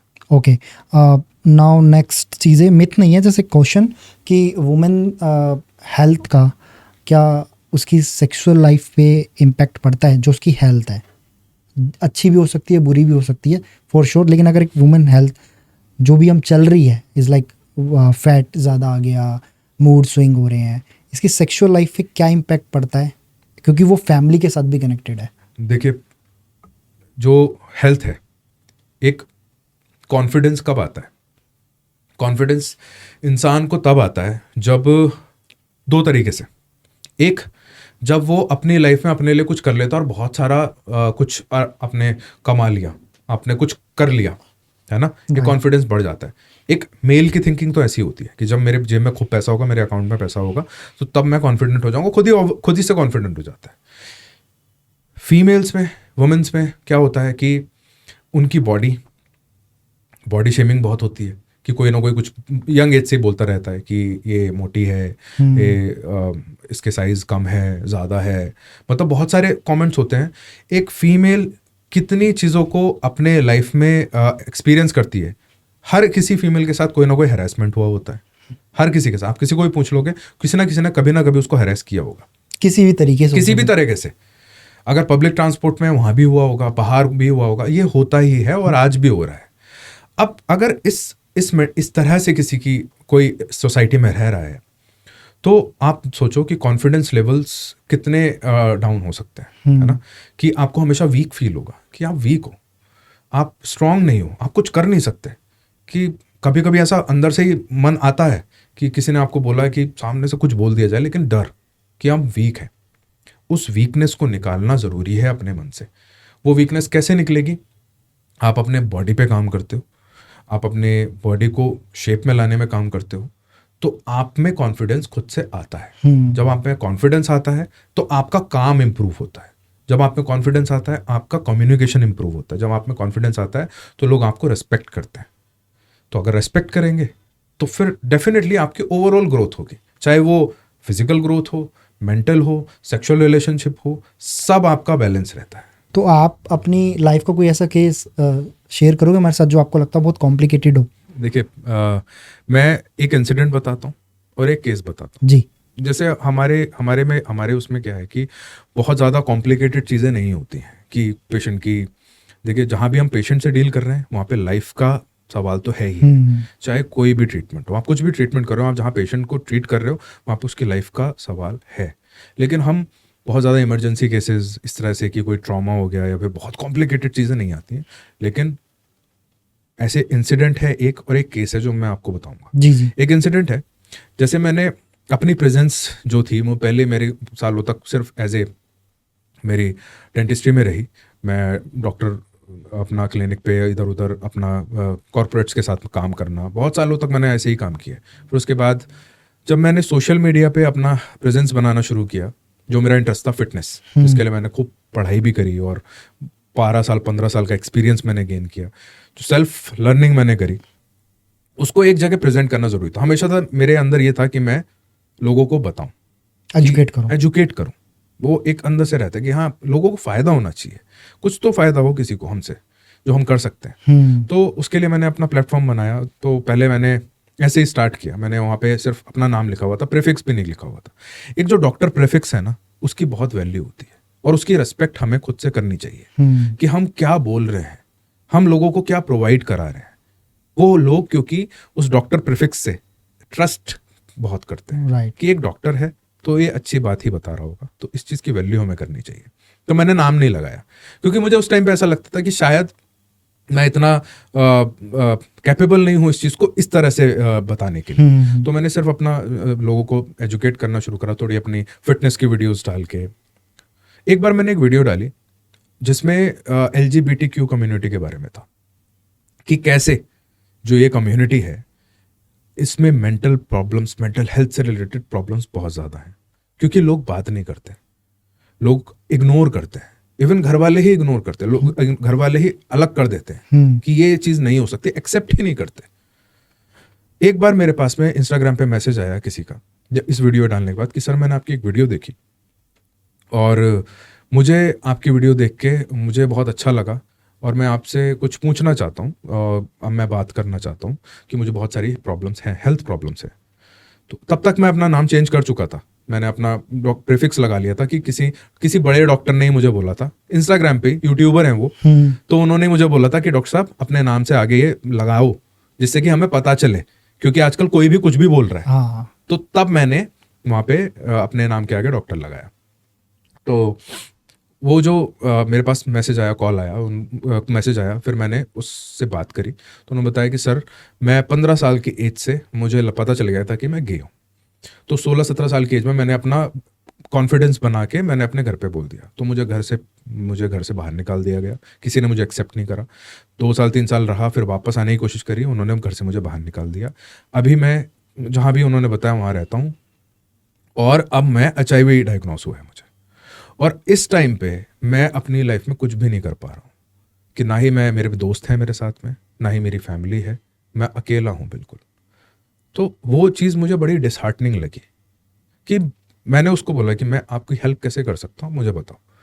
मैंने बोला कि आप एक मेंटल हेल्थ के लिए, उसने बोला कि मुझे सुसाइडल थॉट्स आते हैं और मैं 2 बार सुसाइड अटेम्प्ट कर चुका हूँ। उस दिन मुझे ये रियलाइज हुआ कि एक ह्यूमन वैल्यू, एक इंसान की वैल्यू उसकी जेंडर से भी है, कि लोग अगर वो जेंडर वो नहीं समझ पा रहा है अपना, तो लोग उसको कुछ समझते ही नहीं कि वो कुछ नहीं है सोसाइटी में। ये बहुत बुरी चीज़ है। मैंने वो हेल्प के लिए बोला कि आप किसी साइकोलॉजिस्ट से, ऐसी बहुत सारी फर्म्स हैं जो हेल्प करती हैं, आप मिलो। मैंने हेल्प के लिए बोला, उसने एक जगह दूसरी जगह गए नहीं गए मुझे नहीं पता।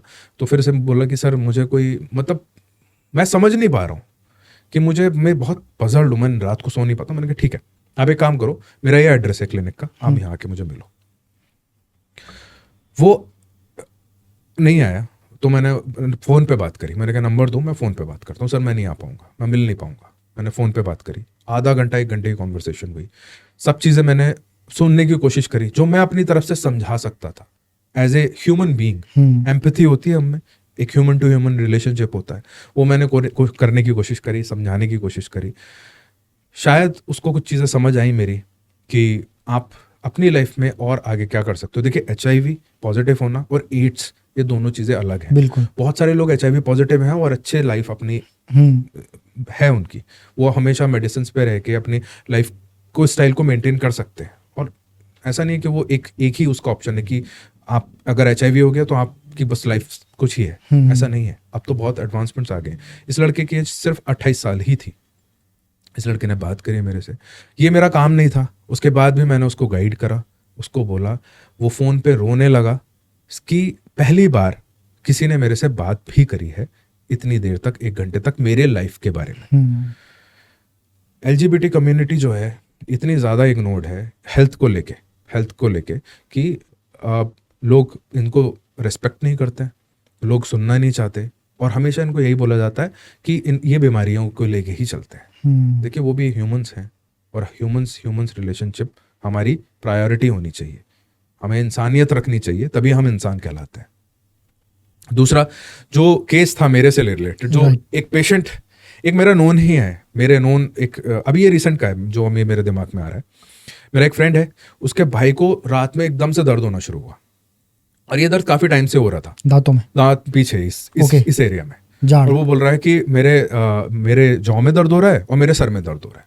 तो मैंने उसको कुछ मेडिसिन दी और बोला कल आ जाना। उसका रात को 12 बजे कॉल आया मेरे पास में कि दर्द बंद नहीं हो रहा है और बहुत तेज अब बढ़ने शुरू हो गया। मैंने उसको अच्छी पेन किलर भी दे दी थी, लेकिन उसके बाद भी दर्द बंद नहीं हो रहा था। उसके बाद मैंने उसको बोला कि आप हॉस्पिटल जाओ और एक वोवेरन का इंजेक्शन लगवा लो, आप पेन उसी से जाएगा।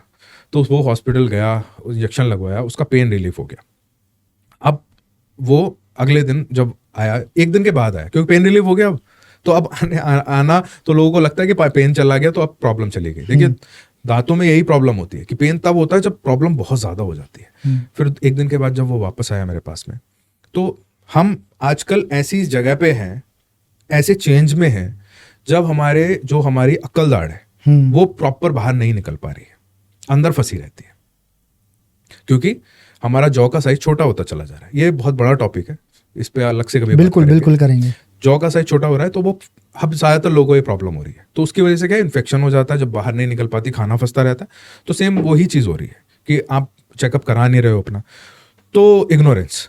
तो ये जब आते हैं आया 2 दिन के बाद में मेरे पास में, तो मैंने देखा, एक्सरे किया, और इतनी बड़ी उसमें स्वेलिंग थी अंदर, जो कि जिसको हम सिस्ट बोलते हैं, सिस्ट बनी हुई थी, और वो नर्व के बहुत पास थी, कि वो नर्व पे अगर इन्फेक्शन होता है तो वो आपका ब्रेन में भी जा सकता है, आपको और भी ज़्यादा डैमेज कर सकता है, कुछ भी हो सकता है। राइट। क्योंकि ये जो सप्लाई है, ये जो नर्व है, ये आपकी ब्रेन से ही आ रही है, आपके दांतों में।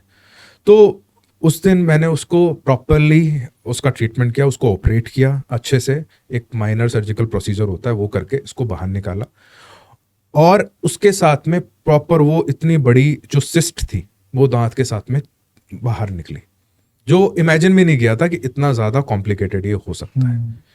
मैंने जब उसको ऑपरेट किया तो इतना पस उसके अंदर से निकला, जो हमें लग भी नहीं रहा था कि इतना ज्यादा प्रॉब्लमेटिक ये होगा। क्यों हुआ? इग्नोरेंस, कि प्रॉब्लम बार बार हो रही थी, लेकिन उसको बस पेन किलर खा के उसको दबाया जा रहा था कि आप पेन किलर खा लो और टेम्परेरी सोल्यूशन। पेन आप इन चीजों को लाइटली नहीं लेना है, क्योंकि आपके लाइफ थ्रेटनिंग भी हो सकते हैं।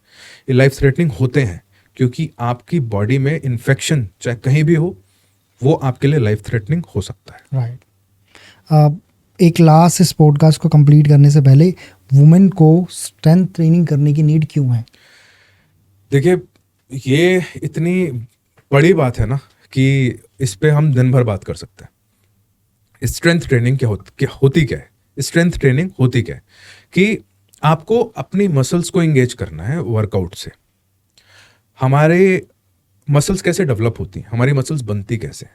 जब हम वर्कआउट करते हैं, एक्सरसाइज करते हैं, तो हमारे मसल फाइबर्स ब्रेक डाउन होते हैं, सिर्फ जो नए फाइबर्स बनते हैं वो ज़्यादा स्ट्रांग होते हैं। मसल्स भी कई टाइप की होती हैं। हमारी स्केलेटल मसल्स हैं जो हमारी हड्डियों को पे बिल्कुल चिपकी हुई हैं, जो हमें सपोर्ट करती हैं, या ओल्ड एज में जाके जो बैक का इश्यूज होता है, जो बैक एक होते हैं, लोअर बैक में सबसे ज़्यादा लोगों को प्रॉब्लम होती है, स्पेशली वुमेन को प्रॉब्लम होती है। वो इसीलिए होती है कि मसल्स पे काम कभी नहीं होता। मसल्स को एंगेज करना बहुत ज़रूरी है। आपको वो एक्सरसाइज से होगा, एंगेज होंगी, एक्सरसाइज करोगे आप तो वो स्ट्रांग होंगी। बट इसमें तो ये भी कहा जा रहा है ना कि अगर वुमेन्स स्ट्रेंथ ट्रेनिंग करती हैं तो वो मेंस की तरह दिखना चालू हो जाती हैं और अवॉइड करती हैं, वो कार्डियो पे ज़्यादा फोकस करती हैं। बिल्कुल। देखिए, आजकल तो बहुत सारे जिम में ऐसे मॉडल बने हुए हैं कि कार्डियो ज़्यादा कराते हैं, वेट ट्रेनिंग कम कराते हैं, क्योंकि फीमेल्स वुमेन्स वेट ट्रेनिंग करती ही नहीं है। क्यों नहीं करती? क्योंकि उनको ये लगता है कि देखिए, इतनी मेहनत करने के बाद में आदमियों की बॉडी नहीं बन पा रही है, बहुत मेहनत करनी पड़ती है। फीमेल्स में हॉर्मोन्स वो नहीं है जो बहुत ज़्यादा मसल्स डेवलपमेंट करते हैं, टेस्टोस्टेरोन बहुत ही कम होता है। आप कितना भी वर्कआउट कर लो, आपकी बॉडी आदमियों के जैसी नहीं होगी। एक एग्जाम्पल आपको मैं देता हूँ। देखिए, एथलीट्स होते हैं, जो रनर्स होते हैं, एथलीट्स हैं, कितना एक्सटेंसिव वर्कआउट करना पड़ता है उनको, राइट, है ना। दिन रात उनका यही काम है कि उनको एक्सरसाइज करनी है, वर्कआउट करना है, अपने शरीर को बहुत स्ट्रांग बनाना है, तब जाके अखाड़े में, है ना। विनेश फोगाट अभी कुछ दिन पहले इतनी चर्चा में है, विनेश फोगाट इतने आसानी से पहुंच गई वहां पे? नहीं ना। नहीं। कितनी मेहनत करी होगी, कितनी एक्सरसाइज करी होगी। वो आदमियों की जैसी दिखती है? बिल्कुल भी नहीं। शी लुक्स वेरी ब्यूटीफुल, बहुत सुंदर दिखती है। क्यों? क्योंकि वो देखिए, वो दिन रात वही कर रही है, उसके बाद भी वो आदमी के जैसे नहीं दिख रही है। आपको इतना नहीं करना है। आप दिन रात में आपको ओलंपिक्स में नहीं जाना, राइट। आपको अपनी बॉडी को मेंटेन करना है। आप वेट लिफ्टिंग करो, बिल्कुल करो। आपकी ब्यूटी, आपकी बॉडी और ज्यादा सुंदर दिखाई देगी। मतलब आप खुद इमेजिन नहीं कर पाओगे कि आपको यार मेकअप की भी जरूरत नहीं है। जो नेचुरल ग्लो आता है ना, वो आता है वर्कआउट से। 2 चीजें होती हैं वर्कआउट करने से, एक तो आपकी मसल्स ट्रेनिंग हो रही है, आपकी स्ट्रेंथ ट्रेनिंग हो रही है आपकी, और दूसरा आपकी बॉडी में ब्लड फ्लो बढ़ रहा है। स्किन केयर इतना करना पड़ता है ना, वो आपको स्किन केयर की जरूरत नहीं पड़ेगी। सब कुछ इंटरनल है, एक्सटर्नल तो बहुत कम होता है, फिल्टर कर रहा है वो अंदर से ही होता है सब कुछ। आपके फेस पे जो ग्लो होता है वो आपकी गट से आता है। आपकी अगर गट हेल्थ अच्छी है, आप अगर ब्लड फ्लो आपकी बॉडी में बहुत बढ़िया है, आपका फेस खुद ही ग्लो करना शुरू कर देगा। वो कैसे होगा? आप अपनी एक्सरसाइजेस करो, स्ट्रेंथ ट्रेनिंग करो। अब हमेशा लोगों का ना एक मेरे से हमेशा क्वेश्चन होता है, हमेशा इस चीज पे लड़ते भी हैं कि सर आप हमेशा ये बोलते हो कि वेट ट्रेनिंग करो, योगा भी तो कर सकते हैं, योगा भी तो इतना इक्वली इंपॉर्टेंट होता है, योगा में भी तो मसल स्ट्रेंथ बढ़ती है। देखिए, योगा बहुत ही डिसिप्लिन प्रैक्टिस है। योगा करने के लिए आपको बहुत ज़्यादा आराम चाहिए, आपको डेडिकेटेडली बहुत सालों तक करना पड़ेगा, तब आप उस लेवल पे पहुंचोगे जहां पे आप अपने बॉडी वेट से अपनी मसल्स को स्ट्रांग कर सकते हो। उस लेवल तक जाते आते ना लोग छोड़ देते हैं। सबसे इंपॉर्टेंट क्या होता है एक फीमेल के लिए, एक वुमेन के लिए वर्कआउट करने का रीजन क्या है? कि फिट रहना, अच्छी शेप में रहना। सबसे पहला रीजन फिट रहना नहीं है, सबसे पहला है फैट लॉस करना, कि हमें पतला होना है। अब योगा से क्या है, रिजल्ट धीरे धीरे धीरे धीरे आते हैं। और जो आपको सेलिब्रिटीज दिखते हैं ना, जो बोलते हैं हम योगा ही करते हैं, वो कार्डियो एक्सरसाइजेस भी करते हैं, वो जिम भी जाते हैं, वो सब करते हैं, लेकिन आपको दिखाते हैं कि सिर्फ वो योगा करते हैं। आप उस चीज पे मत जाओ। आप पहले अपने फैट लॉस करना है आपको, आप पहले स्ट्रेंथ ट्रेनिंग करो, आपका फैट, उसके साथ कार्डियो करो, उसके साथ फ्लेक्सिबिलिटी के लिए योगा भी करो, ठीक है? सब कुछ मिक्स करोगे, आपका इंटरेस्ट बना रहेगा। एक बार आपका फैट लॉस हो जाता है, आप अपनी शेप में आ जाते हो, डिजायर्ड शेप, जहां पे भी आपको लगता है कि ये मेरी शेप है, यहाँ पे मुझे, अब आप उसको मेंटेन करने के लिए चाहे योगा करो, चाहे बीच बीच में वर्कआउट कर लो, आप जैसे ठीक लगता है वैसे करो। अब आते हैं वापस से कि स्ट्रेंथ ट्रेनिंग के साथ साथ में और क्या करना चाहिए, राइट, है ना? बहुत सारी वुमेन को ये लगता है कि हम एक्सरसाइज, जिम जाने के बाद ना वीकनेस बड़ी हो जाती है। हाँ, जिम से आने के बाद भी खासकर वीकनेस फील करती है। देखिए, अगर आप एक्सरसाइज कर रहे हो, पहली बात, जो इंडियन डाइट में प्रोटीन कम होता है, आप एक्सरसाइज कर रहे हो, आपको प्रोटीन की रिक्वायरमेंट अब ज़्यादा है। वो कैसे पूरी होगी? आप सबसे पहले अपनी डाइट से पूरा करो कि आप क्या खा रहे हो दिन में, सुबह से लेके एक हैबिट बना लो। आपका ब्रेकफास्ट से लेके आपके डिनर तक आपकी 3 मेजर मील्स है, ब्रेकफास्ट, लंच, डिनर, तीनों में आपका प्रोटीन होना चाहिए। अगर आप तीनों मील्स में आप प्रोटीन लेना शुरू कर दोगे, आपका प्रोटीन इंटेक मेंटेन होना शुरू हो जाएगा। धीरे धीरे आपको रास्ते दिखने शुरू हो जाएंगे कि अच्छा, आप वेजिटेरियन है तो ये भी खा सकते हैं, इस चीज़ को भी ऐड कर सकते हैं, आप पनीर खा सकते हो, टोफू ऐड कर सकते हो, जो चीज़ आपको पसंद नहीं, बहुत सारे ऑप्शंस है। अगर आप इससे नहीं कर पा रहे हो, अब आपके पास आता है सॉल्यूशन कि आप एक प्रोटीन सप्लीमेंट ऐड कर सकते हैं। वुमेन्स खासकर इस चीज़ के अंदर ज़्यादा सोचते हैं कि प्रोटीन नहीं लेना चाहिए। मेंस तो फिर भी ठीक है, कैंडिडेशन, वुमेन्स के लिए थोड़ा रहता है यार, प्रोटीन सप्लीमेंट को में काउंट करने लग जाते हैं। देखिए, जब भी आप एक्सरसाइज कोई भी करते हो, चाहे आप योगा भी कर रहे हो, आप जैसे ही अपनी बॉडी वेट एक्सरसाइजेस करते हो, आप जिम में एक्सरसाइज करते हो, आपकी प्रोटीन रिक्वायरमेंट बढ़ जाती है, क्योंकि आपके मसल ब्रेकडाउन हो रहे हैं। जब मसल्स ब्रेकडाउन होते हैं तो उनको रिपेयर करने के लिए आपको प्रोटीन की जरूरत है। तो वुमेन्स के लिए सेफ है प्रोटीन? जब आप डाइट से कंप्लीट नहीं कर पा रहे हो तो आपको एक प्रोटीन सप्लीमेंट अच्छा ऐड करना पड़ेगा, चाहे आप मैन हो या आप एक वुमेन हो, दोनों के लिए बिल्कुल ठीक है, बिल्कुल नेचुरल है, मसल्स दोनों में है तो दोनों ले सकते हैं। ऐसा कुछ भी नहीं है कि आप प्रोटीन सप्लीमेंट नहीं ले सकते। आपको बस ये ध्यान रखना है कि आपका जो प्रोटीन सप्लीमेंट है वो ऑथेंटिक होना चाहिए, जेन्युइन होना चाहिए। ऐसा नहीं होना चाहिए कि उसमें कुछ एडल्ट्रेशन है। वो आपको देखना है कि आपको कौन सा अच्छा सप्लीमेंट बाय करना है। बाकी आप बिल्कुल ऐड करो अपने डेली रूटीन में। अगर आप एक्सरसाइज नहीं भी कर रहे हो और उसके बाद भी आपका प्रोटीन इंटेक पूरा नहीं हो पा रहा है, कितना प्रोटीन लेना है? बहुत ही सिंपल सी चीज़ है, आपका जितना बॉडी वेट है आप उतने ग्राम प्रोटीन लो, बस। आपका बॉडी वेट 70 kg है, आप 70 ग्राम के करीब अपने प्रोटीन इंटेक को रखो। अगर कोई ओवरवेट है, 90 kg है या फिर 100 kg है, तो उनको अपना प्रोटीन इंटेक ऐसा नहीं है 100 ग्राम्स ही रखना है, क्योंकि वो अब फैट जो है उसका वेट ज़्यादा है। तो आप अपने बॉडी वेट से, अगर आप 90 kg हो तो आप थोड़ा कम करो उसको, कि 70-80 ग्राम्स के करीब आप लो और वर्कआउट करके उसको थोड़ा सा अपने फैट को भी कम करने की कोशिश करो। ये तो एक मोटा मोटा एक थंब रूल हो गया कि इतना प्रोटीन ये रेगुलर लाइफ में हमें चाहिए, चाहे आप वर्कआउट कर रहे हो या वर्कआउट नहीं कर रहे हो। अब इतना भी अगर आपका पूरा नहीं हो पा रहा है तो अगर आप वर्कआउट भी नहीं करो तो भी आप सप्लीमेंट ऐड कर सकते हो। आपका प्रोटीन इंटेक पूरा होना चाहिए, नेचुरल नॉर्मल फंक्शन के लिए भी चाहिए ना। मसल्स तो हैं, ऐसा तो है नहीं मसल्स नहीं है।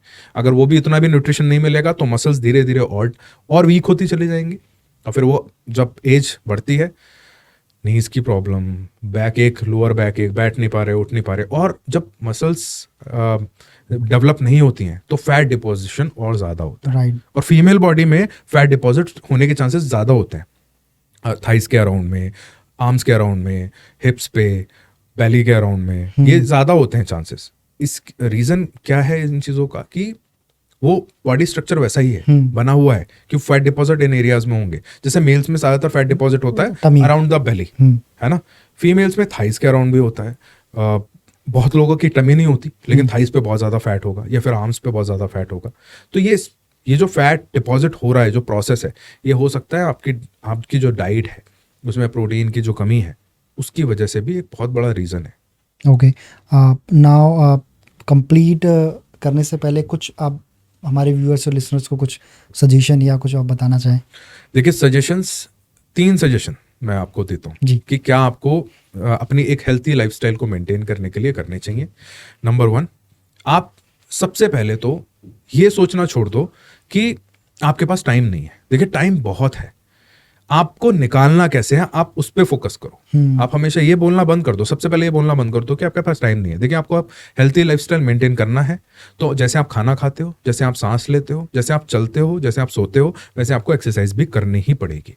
वो एक मैंडेटरी चीज़ है, वो करनी ही पड़ेगी, क्योंकि आज नहीं तो कुछ टाइम बाद आपको हॉस्पिटल के चक्कर लगाने पड़ेंगे। अगर आपको हॉस्पिटल के चक्करों से बचना है तो आपको पहले अपनी लाइफस्टाइल पे ध्यान देना पड़ेगा, आप थोड़ा सा वर्कआउट ऐड करना पड़ेगा। दूसरी चीज, आपका खाना, जो भी पैकेज्ड चीजें हैं ना, जितनी कम से कम आप कंज्यूम कर सकते हो, आप उन कम से कम करो। वो बहुत अच्छा मैं आपको ऐड करने के लिए नहीं बोल रहा हूं, मैं आपको रिमूव करने के लिए बोल रहा हूं। जो आपके कंट्रोल में है, घर पे ही मत लेके आओ। देखिए, होता यह है कि जब घर पे रखा होता है ना तो हम कंज्यूम कर लेते हैं। आप ग्रोसरी शॉपिंग स्मार्टली करो कि आपको ये पैकेज चीजें उठानी ही नहीं है। आप हेल्थी चीजें ऑप्शंस उठाओ और पैकेज चीजें आपको जो भी चाहिए वो कम से कम रखो, जिससे कि आपकी जो मंचिंग की हैबिट है, बीच बीच में कुछ थोड़ा बहुत आप मंच कर सको। बहुत ज्यादा नहीं होना चाहिए। कोल्ड ड्रिंक्स, सबसे ज्यादा आपको कोल्ड ड्रिंक्स, चिप्स, इन चीजों को मैं हमेशा यही बोलता हूँ, ये चीजें आपके घर में होनी ही नहीं चाहिए। आपको कभी एंजॉय करना है, आप कहीं बाहर गए हो तब आप उस चीज को कंज्यूम करो, वरना आपके घर में होंगी तो ओवर कंज्यूम होगा ही होगा, वेट बढ़ेगा ही बढ़ेगा। और सबसे इंपॉर्टेंट, अपनी मेंटल हेल्थ पे ध्यान देना आज से स्टार्ट कर दो, क्योंकि मेंटल हेल्थ आपको कोई आके नहीं बताएगा, वो आपको खुद से ही करना पड़ेगा। और मेंटल हेल्थ को इम्प्रूव करने के लिए सबसे अच्छा तरीका है कि आप सेल्फ अवेयर होना शुरू हो जाओ कि क्या कुछ प्रॉब्लम है। हर चीज़ों को इग्नोर करना बंद कर दो कि आपको ऐसा लगता है कि नहीं, ये प्रॉब्लम नहीं है, ये तो एक आज ही हो गया मुझे, कि आज मुझे थॉट्स गलत आ रहे हैं मेरे दिमाग में तो ये आज हो गया। ऐसा नहीं है, वो एक स्टार्ट हो सकता है। अगर आप बात किसी से कर सकते हो तो करो, शेयर करो। अगर आप किसी से भी शेयर नहीं कर सकते और आपको ऐसा लगता है कि मेरे लिए शेयर करने के लिए कोई नहीं है, मुझे एक सॉल्यूशन चाहिए, आप मुझे मैसेज डायरेक्टली कर सकते हो। डेफिनेटली मैं, मेरी टीम डेफिनेटली हेल्प करने के लिए हमेशा खड़ी हुई है।